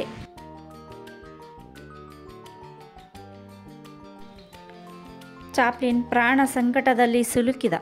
ತನಗಾಗಿ ಎದುರು ನೋಡುತ್ತಿರುವ ಡಗ್ಲಾಸ್ ಏನಾದರೊಂದು ಮಾಡಲೆಂದೇ ಚಾಪ್ಲಿನ್ ಹೋದ. ಎಂದೋ ಬಾಯಿ ಕಳೆದುಕೊಂಡಿರುವ ಅಥವಾ ಮೂಕನಾಗಿಯೇ ಹುಟ್ಟಿರುವ ಟ್ರಂಪ್ನಿಂದ ಹೇಗೆ ಮಾತನಾಡಿಸಬೇಕೆಂದು ಸಂಕಟ. ಮತ್ತೆ ಅವನು ಜಪಾನ್ ಕಡೆ ಹೊರಟ. ಅವನು ಈ ಹಿಂದೆ ಲಾಸ್ಕಾಡಿಯೋ ಹೆರ್ನ್ ಜಪಾನ್ ಬಗ್ಗೆ ಬರೆದಿದ್ದನ್ನು ಓದಿದ್ದ. ಹೆರ್ನ್ ತನ್ನ ಕೃತಿಯಲ್ಲಿ ಜಪಾನ್ ನಾಗರಿಕತೆ, ಸಂಸ್ಕೃತಿ ಕುರಿತು ಸವಿವರವಾಗಿ ಬರೆದಿದ್ದ. ಅದನ್ನು ಓದಿದ ಕ್ಷಣದಿಂದ ಚಾಪ್ಲಿನ್ ಮ್ಯಾಪಿನಲ್ಲಿ ಜಪಾನನ್ನು ಹುಡುಕತೊಡಗಿದ್ದ. ಆ ಕಡೆಯ ವಿದ್ಯಮಾನಗಳ ಕಡೆ ನಿಗಾ ಮಡಗಿದ್ದ. ಅಲ್ಲಿನ ರಂಗ ಚಟುವಟಿಕೆ, ಚಿತ್ರೋದ್ಯಮದ ಬೆಳವಣಿಗೆ ಕುರಿತು ಆಸಕ್ತಿ ತಾಳಿದ. ಅಂತೂ ತನ್ನನ್ನು ಪ್ರಪಂಚದ ಉದ್ದಗಲಕ್ಕೂ ಓಡಾಡಿಸುತ್ತಿರುವ ಸಿಟಿ ಲೈಟ್ಸ್ಗೆ ತಾನು ಕೃತಜ್ಞನಾಗಿರಲೇಬೇಕು. ತನ್ನ ಸಂಗಡ ಸಹೋದರ ಸಿಡ್ನಿ ಕೂಡ ಹೊರಟಿದ್ದು ಒಳ್ಳೆಯದೇ ಆಯಿತು. ಜನವರಿ ಚಳಿಯಲ್ಲಿ ಸೂಯೆಜ್ ಕಾಲುವೆಯನ್ನು ದಾಟಿದರು. ಮೆಕ್ಕಾದಲ್ಲಿ ಇಸ್ಲಾಂ ಧರ್ಮೀಯರ ಸಾಮೂಹಿಕ ಪ್ರಾರ್ಥನೆಯನ್ನು ನೋಡಿ ಉಲ್ಲಸಿತರಾದರು. ಅಲೆಕ್ಸಾಂಡ್ರಿಯಾದಲ್ಲಿ ತಂಪಾದ ಎಳೆನೀರು ಕುಡಿದರು.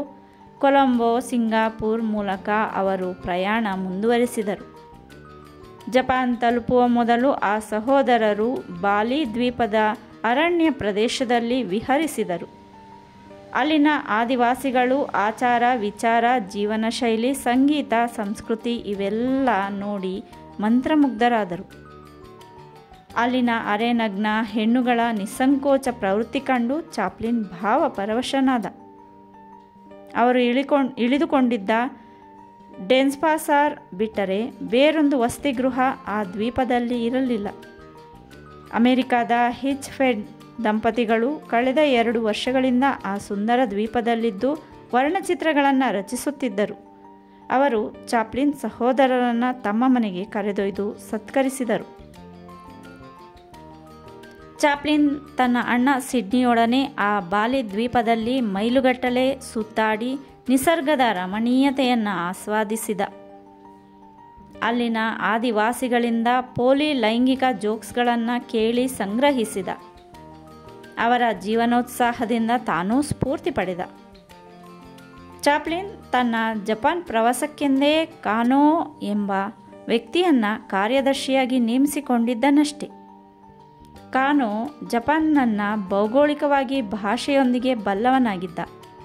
ಅವನು ವಾಸ್ತವ್ಯದ ಏರ್ಪಾಡು ಮಾಡಲು ಸ್ವಲ್ಪ ಮುಂದೆಯೇ ಹೋಗಿದ್ದ. ಎಷ್ಟಿದ್ದರೂ ಚಾಪ್ಲಿನ್ ಜಪಾನ್ ಸರ್ಕಾರದ ಗೌರವಾನ್ವಿತ ಅತಿಥಿಯಾಗಿ ಹೋಗುತ್ತಿರುವುದು. ಚಾಪ್ಲಿನ್ ಸಹೋದರರಿದ್ದ ನಾವೆ ಕೋಬ್ ಬಂದರು ತಲುಪುತ್ತಲೇ ಕಿರಿಯ ವಿಮಾನಗಳು ಆಕಾಶದಲ್ಲಿ ಹಾರಾಡಿ ಗೌರವ ಸೂಚಿಸಿದವು. ಸಾಲು ಸಾಲಾಗಿ ನಿಂತ ಜಪಾನಿಯರು ಸಂತೋಷದಿಂದ ಚಾಪ್ಲಿನ್ಗೆ ಸ್ವಾಗತ ಬಯಸಿದರು. ಜಪಾನ್ ನೆಲದ ಮೇಲೆ ಕಾಲಿರಿಸುತ್ತಲೇ ಸುಂದರವಾದ ದೇಶವೆಂದು ಚಾಪ್ಲಿನ್ ಉದ್ಘರಿಸಿದ. ಕೋಬ್ದಿಂದ ಟೋಕಿಯೋದವರೆಗೆ ಚಾಪ್ಲಿನ್ ಸಹೋದರರು ರೈಲಿನ ಮೂಲಕ ಪ್ರಯಾಣಿಸಬೇಕಾಯಿತು. ಪ್ರತಿಯೊಂದು ರೈಲ್ವೆ ನಿಲ್ದಾಣದಲ್ಲಿ ಸ್ವಾಗತ ಕೋರುವ, ಜಯಕಾರ ಹಾಕುವ ಸಹಸ್ರಾರು ಜನ. ಟೋಕಿಯೋದಲ್ಲಂತೂ ಚಾಪ್ಲಿನ್ಗೆ ನಭತೋ ನ ಭವಿಷ್ಯತಿ ಎಂಬಂಥ ಸ್ವಾಗತ ನೀಡಲಾಯಿತು. ಕೈಯಲ್ಲಿ ಹೂವು ಹಿಡಿದುಕೊಂಡಿದ್ದ ಮಂದಿಯೇ ಸುಮಾರು 40,000 ಚಾಪ್ಲಿನ್ ಸಿಡ್ನಿಯೊಡನೆ ಅಲ್ಲಿಂದ ಕಾರಿನಲ್ಲಿ ಹೊರಟ. ಕಾರು ಚಕ್ರವರ್ತಿಯ ಅರಮನೆ ಮುಂದೆ ಗಕ್ಕನೆ ನಿಂತಿತು. ಕಾನೋ ಚಾಪ್ಲಿನ್ ಕಡೆ ನೋಡಿ ಉಗುಳು ನುಂಗಿದ. ದಯವಿಟ್ಟು ಕಾರಿನಿಂದ ಇಳಿದು ಅರಮನೆ ಕಡೆ ಮುಖ ಮಾಡಿ ಸೊಂಟ ಬಗ್ಗಿಸಿ ಮೇಲೆತ್ತಿ ಅಷ್ಟೇ ಎಂದು ಕಾನೋ ವಿನಂತಿಸಿದ. ಇದು ಇಲ್ಲಿಯ ಸಂಪ್ರದಾಯವೇನು ಎಂದು ಚಾಪ್ಲಿನ್ ಆಶ್ಚರ್ಯದಿಂದ ಕೇಳಿದ. ಹೌದು ಎಂದು ಸಹಜವಾಗಿಯೇ ಹೇಳಿದ. ನೀವು ಸೊಂಟ ಬಾಗಿಸದಿದ್ದರೂ ಚಿಂತೆ ಇಲ್ಲ. ಒಂದೇ ಒಂದು ಸಾರಿ ಕಾರಿನಿಂದ ಕೆಳಕ್ಕಿಳಿದು ಮತ್ತೆ ಹತ್ತಿ ಅಷ್ಟೇ. ಚಾಪ್ಲಿನ್ಗೆ ವಿಚಿತ್ರವೆನ್ನಿಸಿತು. ತಾವು 3-4 ಮಂದಿ ಹೊರತಾಗಿ ಇನ್ನೋರ್ವರಾರೂ ಸುತ್ತಮುತ್ತ ಇರಲಿಲ್ಲ. ಆದರೂ ಅವನು ಅರಮನೆ ಕಡೆ ಸೊಂಟ ಬಾಗಿಸಿ ಗೌರವ ಸೂಚಿಸಿದ. ಅದನ್ನು ಕಂಡು ಕಾನೋ ಸಮಾಧಾನದ ಉಸಿರು ಬಿಟ್ಟ. ಆ ರಾತ್ರಿ ಅಂಥ ಅಹಿತಕರ ಘಟನೆಗಳು ಸಂಭವಿಸಲಿಲ್ಲ. ಆದರೆ ಅಮೆರಿಕನ್ರನ್ನ ಅನುಮಾನದಿಂದ ಅಲ್ಲಿನ ಜನ ಮತ್ತು ಸರ್ಕಾರ ನೋಡದೇ ಇರುತ್ತಿರಲಿಲ್ಲ.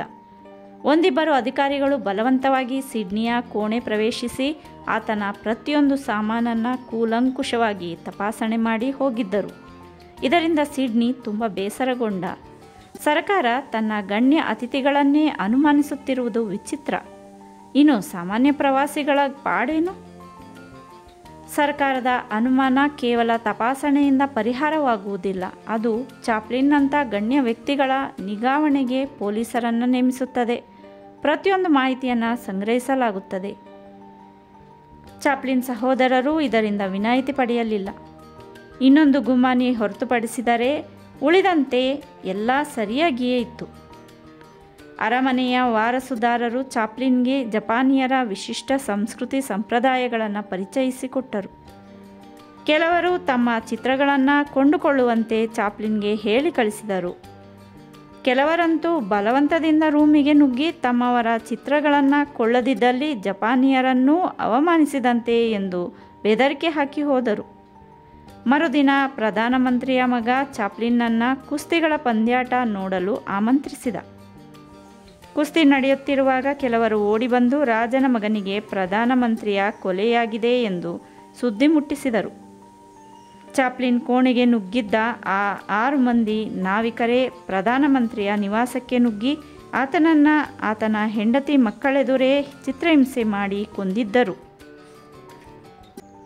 ನ್ಯಾಯಾಲಯದಲ್ಲಿ ಕೊಲೆಯ ವಿಚಾರಣೆ ಆರಂಭವಾದಾಗ ಆಶ್ಚರ್ಯಕರವಾದ ಮಾಹಿತಿಗಳು ಹೊರಬಂದವು. ಪ್ರಧಾನಿಯೊಂದಿಗೆ ಚಾಪ್ಲಿನ್ನನ್ನೂ ಕೊಲೆ ಮಾಡುವ ಉದ್ದೇಶವಿತ್ತಂತೆ ಕೊಲೆಗಡುಕರಿಗೆ. ಆದರೆ ಅಮೆರಿಕದ ಪ್ರಸಿದ್ಧ ಹಾಸ್ಯ ನಟನನ್ನು ಕೊಂದರೆ ಅಮೆರಿಕ ಜಪಾನ್ ಮೇಲೆ ಆಕ್ರಮಣ ಮಾಡುತ್ತದೆ ಎಂದು ಯೋಚಿಸಿ ಅವರು ಚಾಪ್ಲಿನ್ ತಂಟೆಗೆ ಹೋಗಲಿಲ್ವಂತೆ. ಚಾಪ್ಲಿನ್ ಇಂಥ ಪ್ರಾಣಾಂತಿಕ ಪರಿಸ್ಥಿತಿಯ ನಡುವೆಯೂ ಜಪಾನಿನ ಪ್ರೇಕ್ಷಣೀಯ ಸ್ಥಳಗಳನ್ನು ನೋಡಿದ. ಅವರ ಟೀ ಸನ್ಮಾನಕ್ಕೆ ಮನಸೋತು ಹೋದ. ಜಪಾನ್ ತನ್ನ ಸಂಪ್ರದಾಯವನ್ನು, ತನ್ನ ಪರಂಪರೆಯನ್ನು ತನ್ನ ಮೂಲ ಸ್ವರೂಪದೊಂದಿಗೆ ಉಳಿಸಿಕೊಂಡು ಬಂದಿರುವುದರ ಬಗ್ಗೆ ಚಾಪ್ಲಿನ್ ಸಂತಸ ವ್ಯಕ್ತಪಡಿಸಿದ.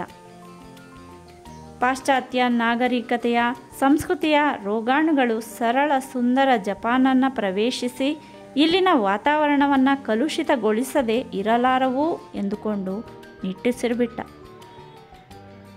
ತನ್ನ ಎದೆಯ ಮರುಭೂಮಿಯಲ್ಲಿ ಓಯಸಿಸ್ ಸೃಷ್ಟಿಸಿದ ಜಪಾನ್ ದ್ವೀಪ ಸಮುಚ್ಚಯಕ್ಕೆ ಚಾಪ್ಲಿನ್ ನಮಸ್ಕರಿಸಿದ.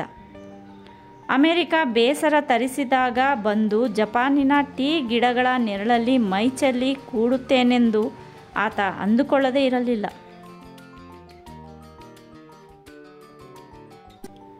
ಚಾಪ್ಲಿನ್ ಸಿಟಿ ಲೈಟ್ಸ್ ಮಾಡಿದ್ದು. ಕೂತು ತಾನು ಮುಂದಿನ ಚಿತ್ರದ ಬಗ್ಗೆ ಯೋಚಿಸಲಾಗಲಿಲ್ಲ. ತಾನು ತನ್ನ ಮಕ್ಕಳಿಬ್ಬರನ್ನು ನೋಡದೆ ಎಷ್ಟೊಂದು ದಿನಗಳಾದವು. ಹೋಗಿ ಒಮ್ಮೆ ನೋಡಿಕೊಂಡು ಬರಬೇಕು ಎಂದುಕೊಂಡ. ಅವನಿಗೆ ಅಪಾರ ನೋವು ತಂದ ಸಂಗತಿ ಎಂದರೆ ಡಗ್ಲಾಸ್ ಮತ್ತು ಮೇರಿ ಪರಸ್ಪರ ಬೆನ್ನು ಮಾಡಿರುವುದು. ಆ ನೋವಿನಲ್ಲಿದ್ದ ಅವನು ಯಾರನ್ನೂ ಕಾಣಲು ಹೋಗಲಿಲ್ಲ. ಯಾರಿಗೂ ತನ್ನ ಸಂದರ್ಶನ ಕೊಡಲಿಲ್ಲ. ಇದ್ದ ಚರ ಸ್ಥಿರ ಆಸ್ತಿಯನ್ನೆಲ್ಲ ಮಾರಿ ದೂರದ ಚೀನಾಕ್ಕೆ ಹೋಗಿ ನೆಲೆಸಬೇಕೆಂದುಕೊಂಡ.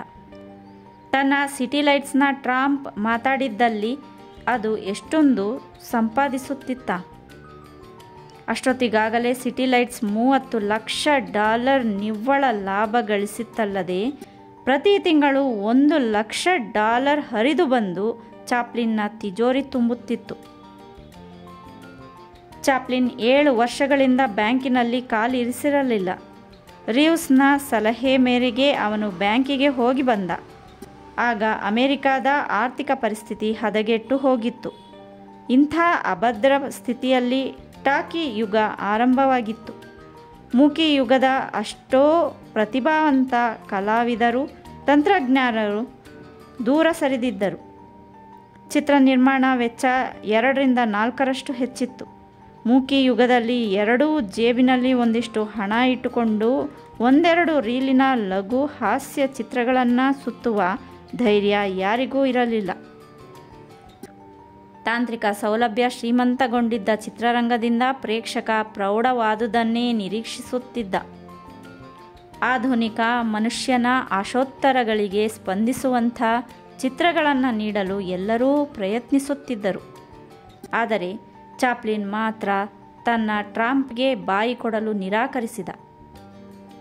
ಚಲನಚಿತ್ರದ ಮಾರುಕಟ್ಟೆಯ ಅಭದ್ರ ಸ್ಥಿತಿಯಿಂದಾಗಿ ರೂಸ್ವೆಲ್ಟ್ ಮತ್ತವನ ಸಹೋದ್ಯೋಗಿಗಳು ಆರ್ಥಿಕ ಸುಧಾರಣೆಗೆ ವಿಚಿತ್ರ ಯೋಜನೆಗಳನ್ನು ಹಾಕಿಕೊಂಡಿದ್ದರ ಫಲವಾಗಿ ಅವನು ಸಿಟಿ ಲೈಟ್ಸ್ ನಂತರ ಮೂಕ ಪ್ರೇಕ್ಷಕನಾಗಿ ಉಳಿದುಬಿಟ್ಟ. ಸರ್ಕಾರದ ಆರ್ಥಿಕ ಬಿಗಿ ಧೋರಣೆಯ ನೀತಿಯಿಂದಾಗಿ ಅಗತ್ಯ ವಸ್ತುಗಳ ಬೆಲೆ ಏರಿತ್ತು. ಹಾಗೆಯೇ ಕಾರ್ಮಿಕರ ಮಜೂರಿಯೂ ಸಹ. ಸರ್ಕಾರ ಖಾಸಗಿ ಹಣಕಾಸಿನ ವಹಿವಾಟನ್ನು 10 ದಿನಗಳ ಕಾಲ ನಿರ್ಬಂಧಿಸಿತು. ಇದರಿಂದಾಗಿ ಜನಸಾಮಾನ್ಯ ವಿತರಣಾ ವ್ಯವಸ್ಥೆಯೊಂದಿಗೆ ಉದ್ರಿ ಮತ್ತು ಸಾಲದ ರೂಪದಲ್ಲಿ ಸಂಬಂಧವಿರಿಸಿಕೊಂಡ ಚಿತ್ರಮಂದಿರಗಳಲ್ಲೂ ಟಿಕೆಟ್ಗಳನ್ನು ಉದ್ರಿ ರೂಪದಲ್ಲಿ ಕೊಡುವುದು ಅನಿವಾರ್ಯವಾಯಿತು. ಹೀಗೆ ಏರ್ಪಟ್ಟ ಅತ್ಯಂತ ಅತಂತ್ರ ಸ್ಥಿತಿ ನಡುವೆ ಕಕ್ಕಾವಿಕ್ಕಿಯಾಗಿದ್ದ ಚಾಪ್ಲಿನ್ನನ್ನು ಜೋ ಶೆನೆಕ್ ವಾರದ 1-2 ದಿನಗಳನ್ನಾದರೂ ತನ್ನೊಂದಿಗೆ ದೋಣಿ ವಿಹಾರದಲ್ಲಿ ಕಳೆಯುವಂತೆ ಫೋನಿನ ಮೂಲಕ ವಿನಂತಿಸಿಕೊಂಡ. ಚಾಪ್ಲಿನ್ ಕೂಡ ಅಂಥ ಕರೆಯ ನಿರೀಕ್ಷೆಯಲ್ಲಿದ್ದ. ಶೆನೆಕ್ ರಸಿಕನಿದ್ದ. 138 ಅಡಿ ಉದ್ದದ ತನ್ನ ನಾವೆಯಲ್ಲಿ ರಸಿಕರಿಗೆ ಎಲ್ಲ ಮನೋರಂಜನಾ ಸೌಲಭ್ಯಗಳನ್ನು ಕಲ್ಪಿಸಿದ್ದ. 14-15 ಮಂದಿ ಅದರಲ್ಲಿ ಆರಾಮವಾಗಿ ಕಾಲ ಕಳೆಯಬಹುದಿತ್ತು. ಅವರಲ್ಲಿ ಹೆಚ್ಚಿನ ಮಂದಿ ಹಲವು ಗುಂಪುಗಳಾಗಿ ವಿಂಗಡಿಸಿಕೊಂಡು ಪೋಕರ್ ಆಡುತ್ತಿದ್ದರು. ಚಾಪ್ಲಿನ್ಗೆ ಪೋಕರ್ ಆಟ ಎಂದರೆ ಆಗುತ್ತಿರಲಿಲ್ಲ. ಸೆನೆಕ್ ಸೂರ್ಯನ ಬೆಳಕಲ್ಲಿ ಮಿರಿಮಿರಿ ಮಿಂಚುತ್ತಿದ್ದ ಕೆಲವು ಹುಡುಗಿಯರನ್ನು ಚಾಪ್ಲಿನ್ಗೆ ಪರಿಚಯಿಸಿ ಪುಣ್ಯ ಕಟ್ಟಿಕೊಂಡ. ಚಾಪ್ಲಿನ್ ಪೌಲೆಟ್ ಗೊಡಾರ್ಡ್ ಸೌಂದರ್ಯ ನೋಡಿ ಬೆರಗಾದ. ಆಕೆಯ ಪರಿಚಯ ಮಾಡಿಕೊಂಡ. ಚಾಪ್ಲಿನ್ನ ಪರಿಚಯದಿಂದ ಆಕೆಯು ಹರ್ಷಿತಳಾದಳು. ಅವರಿಬ್ಬರ ಪರಿಚಯ ಬಿಗಿಗೊಂಡಿತು. ಅದು ಬೇರೆ ಅರ್ಥ ಪಡೆಯಿತು.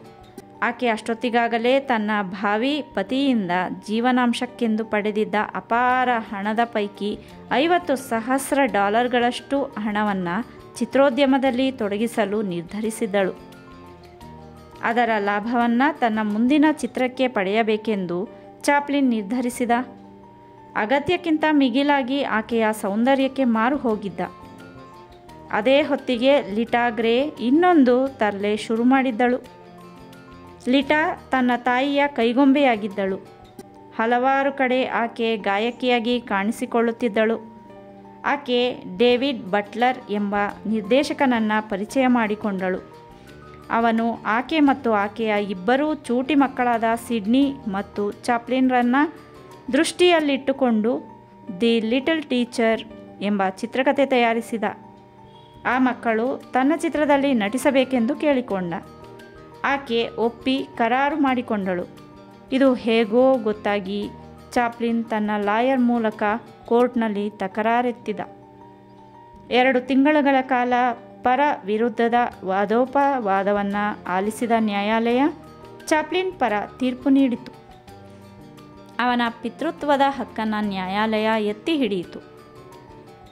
ಸಮಾಧಾನದ ಉಸಿರು ಬಿಟ್ಟ ಚಾಪ್ಲಿನ್ ಪೌಲೆಟ್ಳ ಕಡೆ ಗಮನ ಕೇಂದ್ರೀಕರಿಸಿದ. ಬುತ್ತಿ ಹಳಸಿತ್ತು, ನಾಯಿಯೂ ಹಸಿದಿತ್ತು. ಚಾಪ್ಲಿನ್ ಮತ್ತು ಪೌಲೆಟ್ರ ಪರಿಚಯ ಪ್ರಣಯಕ್ಕೆ ತಿರುಗಿತು. ಯಾವ ತಪ್ಪುಗಳನ್ನು ಮಾಡಬಾರದೆಂದು ನಿಶ್ಚಯಿಸಿದ್ದನೋ ಅವೇ ತಪ್ಪುಗಳಿಗೆ, ಪರಪಾಟುಗಳಿಗೆ ಹೊಸ ಚಾಲನೆ ನೀಡಿದ. ಪೌಲೆಟ್ಳೊಂದಿಗೆ ನಿರ್ಜನ ಪ್ರದೇಶಗಳಲ್ಲಿ ವಿಹರಿಸಲಾರಂಭಿಸಿದ. ಆಕೆಯೊಂದಿಗೆ ದೈಹಿಕವಾಗಿ, ಮಾನಸಿಕವಾಗಿ ಒಂದಾದ. ಆಕೆಯೂ ಅದ್ಭುತವಾಗಿ ಸಹಕರಿಸಿದಳು. ಪತ್ರಕರ್ತರು ಆ ಖ್ಯಾತರೀರ್ವರ ಲೈಂಗಿಕ ತಪ್ಪುಗಳನ್ನು ಮಾಡುವುದನ್ನೇ ಕಾಯುತ್ತಿದ್ದರು. ಅವರು ತಪ್ಪುಗಳ ಇನ್ನಿಂಗ್ಸ್ ಆರಂಭಿಸಿದರು. ನಿಯತಕಾಲಿಕಗಳು ಅವರೀರ್ವರ ಸಂಬಂಧವನ್ನು ಕತೆ ಕಟ್ಟಿ ವರದಿ ಮಾಡಲಾರಂಭಿಸಿದವು. ಲೋಕದಳು ಹುಟ್ಟಿದ ಬಳಿಕ ಅವರಿಬ್ಬರೂ ನೋಡಿದವರಂತೆ, ಕೇಳಿಯೂ ಕೇಳದವರಂತೆ ಇದ್ದುಬಿಟ್ಟರು. ಪೌಲೆಟ್ ಕೇವಲ ಸುಂದರಿಯಷ್ಟೇ ಅಲ್ಲ, ಪ್ರತಿಭಾವಂತ ನಟಿ, ಕ್ರಿಯಾಶೀಲ ವ್ಯಕ್ತಿ. ಈಕೆಯ ಪ್ರತಿಭೆಯನ್ನು ಸಂಪೂರ್ಣ ದುಡಿಸಿಕೊಂಡು ತಾನು ಮುಂದಿನ ಚಿತ್ರ ತಯಾರಿಸಬೇಕೆಂದು ನಿರ್ಧರಿಸಿದ ಚಾಪ್ಲಿನ್ ಆ ಕ್ಷಣದಿಂದ ಕಾರ್ಯಪ್ರವೃತ್ತನಾದ. ತನ್ನ ಮುಂದಿನ ಚಿತ್ರ ಭಿನ್ನವಾಗಿರಬೇಕು, ಅಮೋಘವಾಗಿರಬೇಕು. ಯಾರೊಬ್ಬರೂ ಕೈಗೆತ್ತಿಕೊಳ್ಳಲಾರದಂಥ ಕಥಾವಸ್ತುವನ್ನು ಆಧರಿಸಿ ತಾನು ಚಿತ್ರ ತಯಾರಿಸಬೇಕು. ಆದರೆ ಅಂಥ ವಸ್ತು ಬೇಕಲ್ಲ. ತನ್ನ ಮುಂದಿನ ಚಿತ್ರದಲ್ಲಿ ಸೆಂಟಿಮೆಂಟ್ ಭಾವನೆಗಳು ಪುನರಾವರ್ತನೆಯಾಗದಂತೆ ಜಾಗ್ರತೆ ವಹಿಸಬೇಕೆಂದು ನಿರ್ಧರಿಸಿದ. ತನ್ನ ಚಿತ್ರ ವಾಸ್ತವಕ್ಕೆ ಹತ್ತಿರವಿರುವಂತೆ ನೋಡಿಕೊಳ್ಳಬೇಕೆಂದು ಯೋಚಿಸಿದ. 1-2 ವರ್ಷಗಳ ಹಿಂದೆ ತಾನು ಪತ್ರಕರ್ತನೊಂದಿಗೆ ಮಾತನಾಡುತ್ತಾ ಡೆಟ್ರಾಯಿಟ್ ನಗರವನ್ನು ಪ್ರದರ್ಶಿಸಲು ಹೋಗುತ್ತಿರುವುದಾಗಿ ಹೇಳಿದ್ದು ನೆನಪಾಯಿತು. ಇಡೀ ಡೆಟ್ರಾಯಿಟ್ ನಗರವನ್ನು ತರಾವರಿ ಕಾರ್ಖಾನೆಗಳು ಆವರಿಸಿಬಿಟ್ಟವು. ಬೆಲ್ಟ್ ವಿಧಾನವನ್ನು ಜಾರಿಗೆ ತಂದ ಕಾರಣದಿಂದಾಗಿ ಕಾರ್ಮಿಕರು ಅನಾರೋಗ್ಯ ಪೀಡಿತರಾಗಿರುವರೆಂದೂ ಅವರು ಮಾನಸಿಕ ರೋಗಿಗಳೂ ಆಗುತ್ತಿರುವರೆಂದೂ ಆ ಪತ್ರಕರ್ತ ತನಗೆ ಸಂಕ್ಷಿಪ್ತವಾಗಿ ವಿವರಿಸಿದ್ದು ನೆನಪಿಸಿಕೊಂಡ ಚಾಪ್ಲಿನ್. ತಾನು 1916ರಷ್ಟು ಹಿಂದೆಯೇ ಆಧುನಿಕ ಯಂತ್ರತಂತ್ರಗಳ ಬಗ್ಗೆ ಯೋಚಿಸಿದ್ದ. ಭೂಮಿಯ ಗುರುತ್ವಾಕರ್ಷಣ ಶಕ್ತಿಯ ಬಗ್ಗೆ, ಚಂದ್ರನಂಗಣದಲ್ಲಿ ಒಲಿಂಪಿಕ್ ಏರ್ಪಡಿಸುವ ಬಗ್ಗೆ, ಊಟ ಮಾಡಿಸುವ ಯಂತ್ರದ ಬಗ್ಗೆ, ರೇಡಿಯೋ ಎಲೆಕ್ಟ್ರಿಕ್ ಹ್ಯಾಟ್ ಬಗ್ಗೆ, ಸುಂದರ ಪತ್ನಿಯ ಬಗ್ಗೆ, ಹೀಗೆ ಗಂಭೀರವಾಗಿಯೇ ಯೋಚಿಸಿದ್ದ. ಆದರೆ ಅವನ ಆಲೋಚನೆಗಳಿಗೆ ಒಂದು ಖಚಿತ ರೂಪ ದೊರಕಿರಲಿಲ್ಲ. ಅದು ದೊರಕಿದ್ದು ಪೌಲೆಟ್ಳ ಚಿದಾನಂದ ಸಾಮೀಪ್ಯ ದೊರಕಿದ ನಂತರವೇ. ಯಂತ್ರಗಳ ಅವಲಂಬನೆಯಿಂದ ಮಾನವ ಕುಲ ನಾಶವಾಗುತ್ತದೆ, ಮನುಷ್ಯ ಯಂತ್ರಗಳ ಗುಲಾಮನಾಗುತ್ತಾನೆ. ಯಂತ್ರಗಳ ಮನುಷ್ಯನ ಸೂಕ್ಷ್ಮ ಭಾವನೆಗಳನ್ನು ನಾಶ ಮಾಡುತ್ತವೆ. ಯಂತ್ರಗಳು ಆಕ್ರಮಣದ ಮಾಧ್ಯಮಗಳಾಗುತ್ತವೆ. ಗಾಂಧೀಜಿ ಆ ಕ್ಷಣ ಅದ್ಭುತವಾಗಿ ಭವಿಷ್ಯ ನುಡಿದಿದ್ದರು. ಮಹಾತ್ಮರವರ ಮಾತುಗಳು ಮತ್ತೆ ಮತ್ತೆ ನೆನಪಾದವು. ಹೌದು, ಔದ್ಯೋಗಿಕ ಕ್ರಾಂತಿಯಿಂದ ಮಾನವ ಸಮಾಜ ತನ್ನ ಮೂಲ ಮತ್ತು ಸಹಜ ಸೌಂದರ್ಯವನ್ನು ಕಳೆದುಕೊಳ್ಳುತ್ತದೆ. ಭಾರೀ ಯಂತ್ರಗಳ ನಡುವೆ ಕೆಲಸ ಮಾಡುವ ಮನುಷ್ಯ ತಾನೇ ಒಂದು ಯಂತ್ರವಾಗಿ ಬಿಡುತ್ತಾನೆ. ಭಾರೀ ಕಾರ್ಖಾನೆಗಳಿಗಿಂತ ನಿರ್ಮಲ ವಾತಾವರಣದ ಗುಡಿಸಲುಗಳೇ 1000 ಪಾಲು ಮೇಲು. ಯಾಂತ್ರೀಕೃತ ಸಮಾಜದ ದುರಂತವನ್ನು ಹಾಸ್ಯದ ಲೇಪನದಿಂದ ಹೇಳಬೇಕು. ಯಂತ್ರಯುಗದ ಅಮಾನುಷ ಲಕ್ಷಣವನ್ನು ಕೆಲವು ಕಡೆ ಫ್ಯಾಂಟಸಿ ಮೂಲಕ ಹೇಳಬೇಕು. ಕೊಳ್ಳುವ ಶಕ್ತಿ ಇಲ್ಲದೆ ಒದ್ದಾಡುವ ಮನುಷ್ಯ ಯಂತ್ರೋತ್ಪಾದಿತ ವಸ್ತುವನ್ನು ಅನುಭವಿಸುವುದು ಹೇಗೆ ಸಾಧ್ಯ? ಚಾಪ್ಲಿನ್ ತನ್ನ ಹೊಸ ಸಂಗಾತಿ ಪೌಲೆಟ್ಳೊಂದಿಗೆ ಚರ್ಚಿಸಿ ಒಂದು ಪೂರ್ಣ ಪ್ರಮಾಣದ ಕಥಾನಕವನ್ನು ಸಿದ್ಧಪಡಿಸಿದ. ಅದಕ್ಕೆ ಮಾಡರ್ನ್ ಟೈಮ್ಸ್ ಎಂದು ಅರ್ಥಪೂರ್ಣ ಶೀರ್ಷಿಕೆ ಕೊಟ್ಟ. ಫ್ಯಾಕ್ಟರಿಯಲ್ಲಿ ಕಾರ್ಮಿಕನಾಗಿ ದುಡಿಯುವ ಜಗತ್ತಿನ ಸಮಸ್ತ ಕಾರ್ಮಿಕರ ದುರಂತ ಬದುಕಿನ ಮೇಲೆ ಬೆಳಕು ಚೆಲ್ಲುವ ಟ್ರಂಪ್ ಮಾಡರ್ನ್ ಟೈಮ್ಸ್ನಲ್ಲಿ ಮಾತಾಡಬಾರದು. ತಾನೇ ಆ ನತದೃಷ್ಟ ಮೂಕ ಟ್ರಂಪ್. ಚಿತ್ರದಲ್ಲಿ ಬರುವ ಅನಾಥ ಪಾತ್ರಕ್ಕೆ ತನ್ನ ಬಾಳಸಂಗಾತಿ ಪೌಲೆಟ್ ಗೊಡಾರ್ಡ್ಳನ್ನು ಆಯ್ಕೆ ಮಾಡಿದ. ಕ್ಯಾಂಟೀನ್ ಮಾಲೀಕನ ಪಾತ್ರಕ್ಕೆ ಹೆನ್ರಿ, ಮೆಕ್ಯಾನಿಕ್ ಪಾತ್ರಕ್ಕೆ ಚೆಸ್ಟರ್, ಕನ್ನ ಹಾಕಿ ದೋಚುವ ಇರುಳುಗಲ್ಲನ ಪಾತ್ರಕ್ಕೆ ಲೂಯಿಸ್, ಸ್ಟೀಲ್ ಕಾರ್ಪೊರೇಷನ್ ಕಂಪನಿಯ ಅಧ್ಯಕ್ಷನ ಪಾತ್ರಕ್ಕೆ ಆಲನ್ ಗಾರ್ಸಿ ಆಯ್ಕೆ ಮಾಡಿದ. 1934-35 ನಡುವೆ ಚಿತ್ರೀಕರಣ ಶುರುವಾಯಿತು. ಚಾಪ್ಲಿನ್ ಹಾಳಾಗಲಿಕ್ಕೆ ಎಷ್ಟು ಸಾಧ್ಯವೋ ಅಂಥ ಕೆಟ್ಟ ವಸ್ತುವನ್ನು ಚಿತ್ರಕ್ಕೆ ಆಯ್ಕೆ ಮಾಡಿಕೊಂಡಿದ್ದಾನೆ. ಎಲ್ಲರೂ ಟಾಕಿ ಚಿತ್ರ ಮಾಡುತ್ತಿರುವಾಗ ಇವನಿನ್ನು ಮೂಕಿ ಕಾಲಕ್ಕೆ ಜೋತು ಬಿದ್ದಿದ್ದಾನೆ. ಈ ಕಾಲದ ಹುಡುಗಿ ಪೌಲೆಟ್ಗಳಿಗೆ ಇದು ತಿಳಿಯೋ ಬೇಡವೇ? ಗೊಣಗಾಟದ ನಡುವೆ ಚಾಪ್ಲಿನ್ ಮತ್ತು ಪೌಲೆಟ್ ಚಿತ್ರೀಕರಣ ಆರಂಭಿಸಿದರು. ಚಾಪ್ಲಿನ್ ಸ್ಟೀಲ್ ಫ್ಯಾಕ್ಟರಿಯಲ್ಲಿ ಕಾರ್ಮಿಕ ಬೆಲ್ಟ್ ಮೇಲೆ ಇಡೀ ದಿನ 2 ನಟ್ಗಳನ್ನು ಬಿಗಿದು ಮಾನಸಿಕವಾಗಿ ಅಸ್ವಸ್ಥಗೊಂಡು ಆಸ್ಪತ್ರೆ ಪಾಲಾಗುತ್ತಾನೆ. ಫ್ಯಾಕ್ಟರಿಯಲ್ಲಿ ಕೆಲಸ ಮಾಡುವಾಗ ಕಣ್ಣಿಗೆ ಇಡೀ ಪ್ರಪಂಚವೇ ಫ್ಯಾಕ್ಟರಿಯಂತೆ ಕಾಣುತ್ತದೆ. ಕಿವಿಯ ತುಂಬ ಫ್ಯಾಕ್ಟರಿಯ ಸದ್ದು, ಸುಂದರ ಸ್ತ್ರೀಯರ ಉಡುಪುಗಳು, ವಕ್ಷಸ್ಥಳಗಳು, ಬಣ್ಣ ಬಣ್ಣದ ಗುಂಡಿಗಳು ಇವೆಲ್ಲ ಅವನ ಕಣ್ಣಿಗೆ ಫ್ಯಾಕ್ಟರಿಯ ಬೆಲ್ಟ್, ನಟ್, ಬೋಲ್ಟ್ಗಳಂತೆಯೇ ಗೋಚರಿಸುತ್ತದೆ. ಹೀಗೆ ಚಿತ್ರದ ಕತೆ ಮುಂದುವರಿಯುತ್ತದೆ.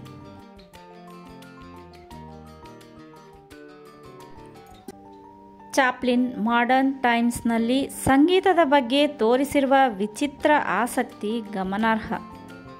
ಅವನು ಈ ಸಿನಿಮಾವನ್ನು ಸಂಗೀತದ ಒಂದು ಮುಷ್ಟಿಯಲ್ಲಿ ಅಡಗಿಸಿಡುವ ಪ್ರಯತ್ನ ಮಾಡಿದ್ದಾನೆ.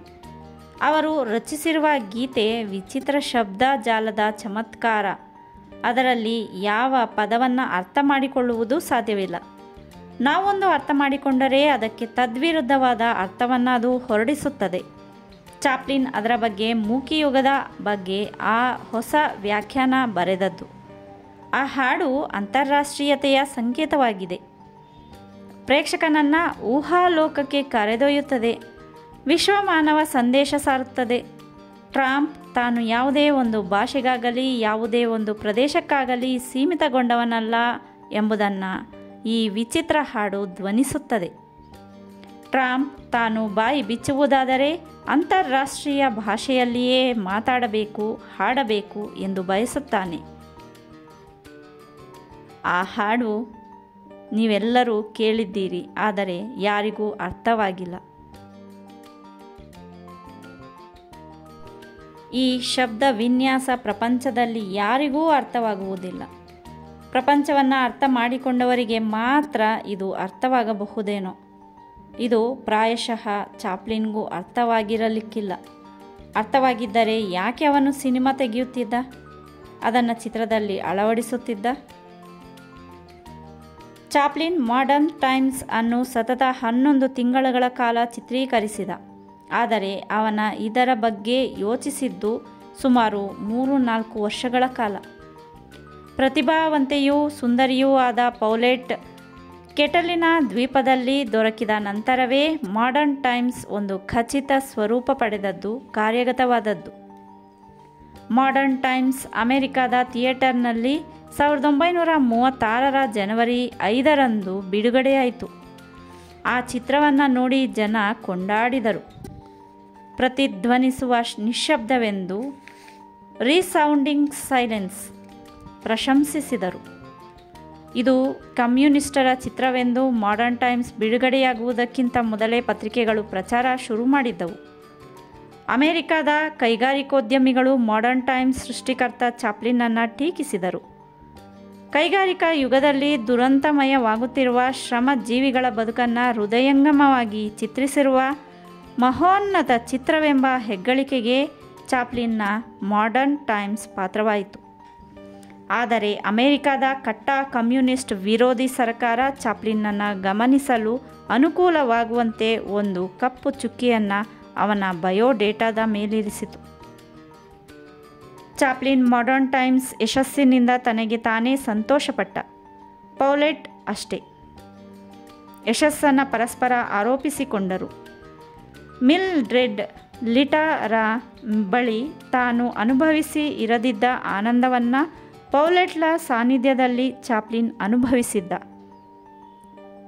ಅವರಿಬ್ಬರಲ್ಲಿ ಇಲ್ಲದ ಅಭಿನಯ ಪ್ರತಿಭೆ, ಸಹೃದಯತೆ ಪೌಟೆಲ್ನಲ್ಲಿ ಇತ್ತು. ಆದ್ದರಿಂದ ಚಾಪ್ಲಿನ್ ಪೌಟೆಲ್ನಿಂದ ದೂರ ಸರಿಯುತ್ತಿರಲಿಲ್ಲ. ಎಲ್ಲಿಗೆ ಹೋದರೂ ಜೊತೆಯಲ್ಲಿಯೇ ಕರೆದೋಗುತ್ತಿದ್ದ. ಆಕೆಯ ಬಳಿ ಹೃದಯ ಬಿಚ್ಚಿ ಹೇಳಿಕೊಳ್ಳುತ್ತಿದ್ದ. ವ್ಯವಹಾರ ನಿಪುಣೆಯಾದ ಆಕೆ ನೀಡುವ ಪ್ರತಿಯೊಂದು ಸಲಹೆ ಅಮೂಲ್ಯವೆಂದು ಭಾವಿಸುತ್ತಿದ್ದ. ಅವರಿಬ್ಬರ ಬಗ್ಗೆ ಎಷ್ಟು ಸಾಧ್ಯವೋ ಅಷ್ಟು ಕತೆ ಕಟ್ಟಿ ಪತ್ರಿಕೆಗಳು ಕಳೆದ ಕೆಲವು ವರ್ಷಗಳಿಂದ ಬರೆಯುತ್ತಲೇ ಇದ್ದವು. ಅವರಿಬ್ಬರನ್ನು ಪರಸ್ಪರ ದೂರ ಮಾಡುವ ಪ್ರಯತ್ನಗಳು ನಡೆದಿಲ್ಲದೇ ಇರಲಿಲ್ಲ. ಜಗತ್ತಿನ ಯಾವ ಶಕ್ತಿಗೂ ತಮ್ಮಿಬ್ಬರನ್ನು ದೂರ ಮಾಡುವ ಶಕ್ತಿ ಇಲ್ಲವೆಂದೇ ಅವರು ಭಾವಿಸಿ ಅನ್ಯೋನ್ಯ ರೀತಿಯಲ್ಲಿ ಬದುಕಿನ ಜಟಕಾಬಂಡಿಯಲ್ಲಿ ಕೂತಿದ್ದರು. ಮಾಡರ್ನ್ ಟೈಮ್ಸ್ ಯಶಸ್ವಿಯಾದ ನಂತರ ಅವರಿಬ್ಬರು ಸ್ವಚ್ಛಂದದ ಹಕ್ಕಿಗಳಂತೆ ಆಗಿದ್ದರು. ಸುರಿಯುತ್ತಿರುವ ಮಳೆಯಲ್ಲಿ ಒಬ್ಬರಿಗೊಬ್ಬರು ಅಂಟಿಕೊಂಡು ಸ್ಯಾನ್ ಫ್ರಾನ್ಸಿಸ್ಕೋದಲ್ಲಿ ನಡೆಯುತ್ತಿರುವಾಗ ಪೌಲೆಟ್, ನಾವೊಂದಿಷ್ಟು ದಿನ ದೂರದ ಚೀನಾದಲ್ಲಿದ್ದು ಬರೋಣವೇನು ಎಂದು ಚಾಪ್ಲಿನ್ ಇದ್ದಕ್ಕಿದ್ದಂತೆ ಕೇಳಿಬಿಟ್ಟ.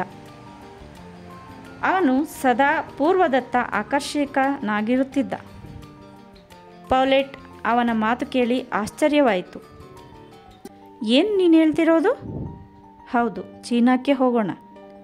ಬರ್ತಾ ಬರ್ತಾ ನೀನು ಚಿಕ್ಕ ಮಗು ಆಗ್ತಿದ್ದೀಯಾ?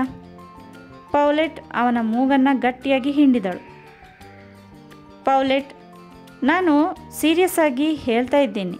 ನಾವಿಬ್ಬರು ಒಂದಾದ ಮೇಲೆ ಈ ದೇಶ ಬಿಟ್ಟು ಎಲ್ಲೂ ಹೋಗಲಿಲ್ಲ. ಹೋದರೆ ಈಗಲೇ ಹೋಗಬೇಕು, ಇಲ್ಲಾಂದರೆ ಇಲ್ಲ ಎಂದು ಚಾಪ್ಲಿನ್ ಆಕೆಯನ್ನು ಒಂದು ಕೈಲಿ ಒತ್ತಿಕೊಂಡ.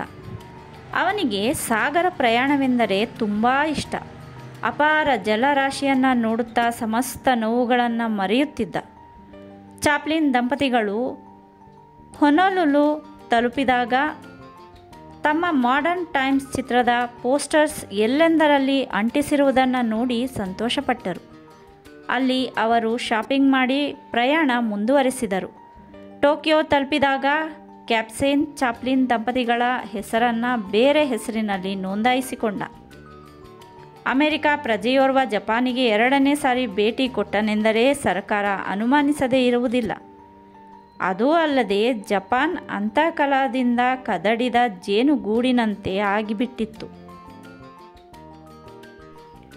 ಪೌರಾತ್ಯ ಮತ್ತು ಪಾಶ್ಚಿಮಾತ್ಯ ದೇಶಗಳ ನಡುವೆ ಪರಸ್ಪರ ಗುರ್ಗುಟ್ಟುವುದು ಮುಂದುವರೆದಿರುವುದು ಸೂಜಿಗೆ ಮುದ್ದು ಕೊಟ್ಟಂತೆ. ಜಪಾನಿನಲ್ಲಿ 1-2 ದಿನ ಸುತ್ತಾಡಿದ ಚಾಪ್ಲಿನ್ ದಂಪತಿಗಳು ಹಾಂಗ್ಕಾಂಗ್ ತಲುಪಿದರು. ಅಲ್ಲಿಂದ ಸಿಂಗಾಪುರ್, ಚೈನಾ ಮೊದಲಾದ ಕಡೆ 5-6 ತಿಂಗಳ ಕಾಲ ಸುತ್ತಾಡಿದರು. ನಂತರ ಅಮೆರಿಕಾದ ಕಡೆ ವಾಪಸ್ಸಾದರು. ಚಾಪ್ಲಿನ್ ದಂಪತಿಗಳು ಬೇವರ್ಲಿ ಹಿಲ್ಸ್ನಲ್ಲಿದ್ದ ತಮ್ಮ ನಿವಾಸ ಸೇರಿಕೊಳ್ಳುತ್ತಲೇ ಮಾಡರ್ನ್ ಟೈಮ್ಸ್ನ ಭರ್ಜರಿ ಯಶಸ್ಸು ಬಗ್ಗೆ ಮತ್ತಷ್ಟು ಮಾಹಿತಿ ತಿಳಿದುಕೊಂಡರು. ಇದರಿಂದ ಚಾಪ್ಲಿನ್ಗೆ ಚಿಂತೆ ಕಾಡತೊಡಗಿತು. ಪುಂಖಾನುಪುಂಖವಾಗಿ ಬಿಡುಗಡೆಯಾಗುವ ಟಾಕಿ ಚಿತ್ರಗಳ ನಡುವೆಯೂ ತಮ್ಮ ಮೂಕಿ ಚಿತ್ರ ಮಾಡರ್ನ್ ಟೈಮ್ಸ್ ಯಶಸ್ವಿಯಾಗಿದ್ದುದೇ ಅವನ ಚಿಂತೆಗೆ ಕಾರಣ. ಮೂಕಿ ಚಿತ್ರವೆಂಬ ಕಾರಣದಿಂದ ಪ್ರೇಕ್ಷಕ MTಯನ್ನು ಮಾಡರ್ನ್ ಟೈಮ್ಸ್ ಕಥೆಯನ್ನು ಕಸದ ಪುಟ್ಟಿಗೆ ಎಸೆದಿದ್ದಲ್ಲಿ ತಾನು ಮುಂದೆ ಮೂಕಿ ಚಿತ್ರ ನಿರ್ಮಿಸುವುದೋ ಟಾಕಿ ಚಿತ್ರ ನಿರ್ಮಿಸುವುದೋ ಎಂಬ ಸಂದಿಗ್ಧಕ್ಕೆ ಸಿಲುಕುತ್ತಿದ್ದ. ಮೂಕಿ ತಯಾರಿಸುವುದಕ್ಕಿಂತ ಮಿಗಿಲಾದ ಸಂತೋಷ ಮತ್ತಾವುದಿದೆ? ಚಾಪ್ಲಿನ್ ಪೌಲೆಟ್ಳನ್ನು ಅಧಿಕೃತವಾಗಿ ಮದುವೆಯಾಗಿ ಕೇವಲ 1 ವರ್ಷ ಸಂದಿರುವುದು. ಆಕೆಯ ಅಭಿನಯದ ಮಾಡರ್ನ್ ಟೈಮ್ಸ್ ನಿರೀಕ್ಷೆಗೆ ಮೀರಿ ಜನಪ್ರಿಯವಾಗಿರುವುದರಿಂದ ಆಕೆಗೆ ಪುರುಸೊತ್ತು ಸಿಗುತ್ತಿರಲಿಲ್ಲ.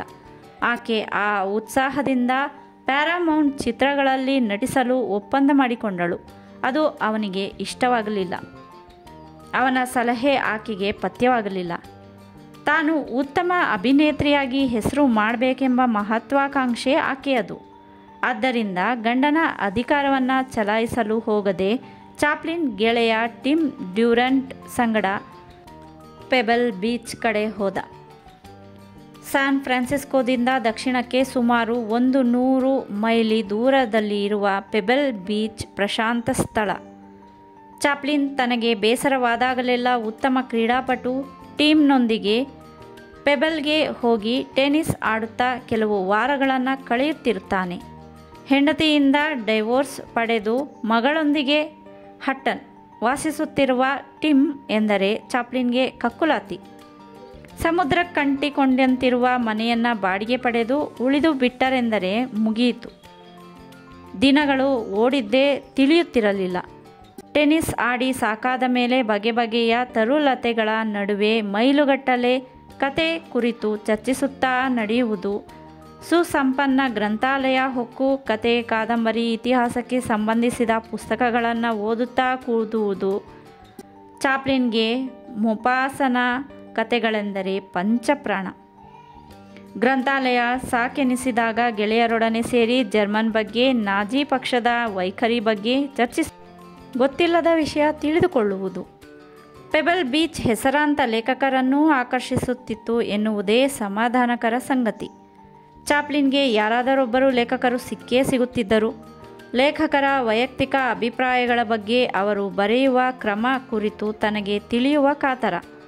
ಲೇಖಕರ ಸೃಜನಶೀಲ ವಿವರಗಳನ್ನು ಚಾಪ್ಲಿನ್ ಕುತೂಹಲದಿಂದ ಸಂಗ್ರಹಿಸುತ್ತಿದ್ದ. ಅವನು ಅಲ್ಲಿನ ಅನೇಕ ಲೇಖಕರೊಂದಿಗೆ ಆತ್ಮೀಯ ಸಂಬಂಧವಿರಿಸಿಕೊಂಡಿದ್ದ. ಯಾವ ಲೇಖಕನಿಗಿಂತ ಕಡಿಮೆ ಇಲ್ಲದಷ್ಟು ಸಾಹಿತ್ಯಾಭ್ಯಾಸ ಮಾಡಿದ್ದ ಚಾಪ್ಲಿನ್ನೊಂದಿಗೆ ಸಾಹಿತ್ಯಕವಾಗಿ ಹರಟಲು ಲೇಖಕರೂ ಇಚ್ಛಿಸುತ್ತಿದ್ದರು. ಲೇಖಕರನ್ನಲ್ಲದೆ ಇತರರನ್ನೂ ಒಬ್ಬ ನಟನಾಗಿ, ಚಲನಚಿತ್ರ ನಿರ್ದೇಶಕನಾಗಿ, ಒಬ್ಬ ಕತೆಗಾರನಾಗಿ ಕುತೂಹಲದಿಂದ ಗಮನಿಸುತ್ತಿದ್ದ ಚಾಪ್ಲಿನ್. ಗಂಡನೊಂದಿಗೆ ಲೈಂಗಿಕ ಸಂಪರ್ಕವಿಲ್ಲದೆ ವಾಸಿಸುತ್ತಿದ್ದ ಮಹಿಳೆಯೋರ್ವಳೊಂದಿಗೆ ತಾತ್ವಿಕವಾಗಿ ಚಿಂತಿಸಲು, ಚರ್ಚಿಸಲು ಚಾಪ್ಲಿನ್ ಹಿಂಜರಿಯುತ್ತಿರಲಿಲ್ಲ. ಪೆಬೆ ಬೀಚ್ನಲ್ಲಿ ಖಾಯಂ ಆಗಿ ವಾಸಿಸುತ್ತಿದ್ದ ರಾಬಿನ್ಸನ್ನಂಥ ಕವಿಗಳು ತಮ್ಮ ಸಾಕು ನಾಯಿಗಳೊಂದಿಗೆ ನೆಮ್ಮದಿಯಿಂದ ಇರುತ್ತಿದ್ದರು. ಎರಡನೇ ಮಹಾಯುದ್ಧದ ಕಾರ್ಮೋಡಗಳು ಪೂರ್ವ ದಿಗಂತದಿಂದ ಒಂದೊಂದಾಗಿ ಮೇಲೆದ್ದು ನಭೋಮಂಡಲವನ್ನು ವ್ಯಾಪಿಸತೊಡಗಿದ್ದವು.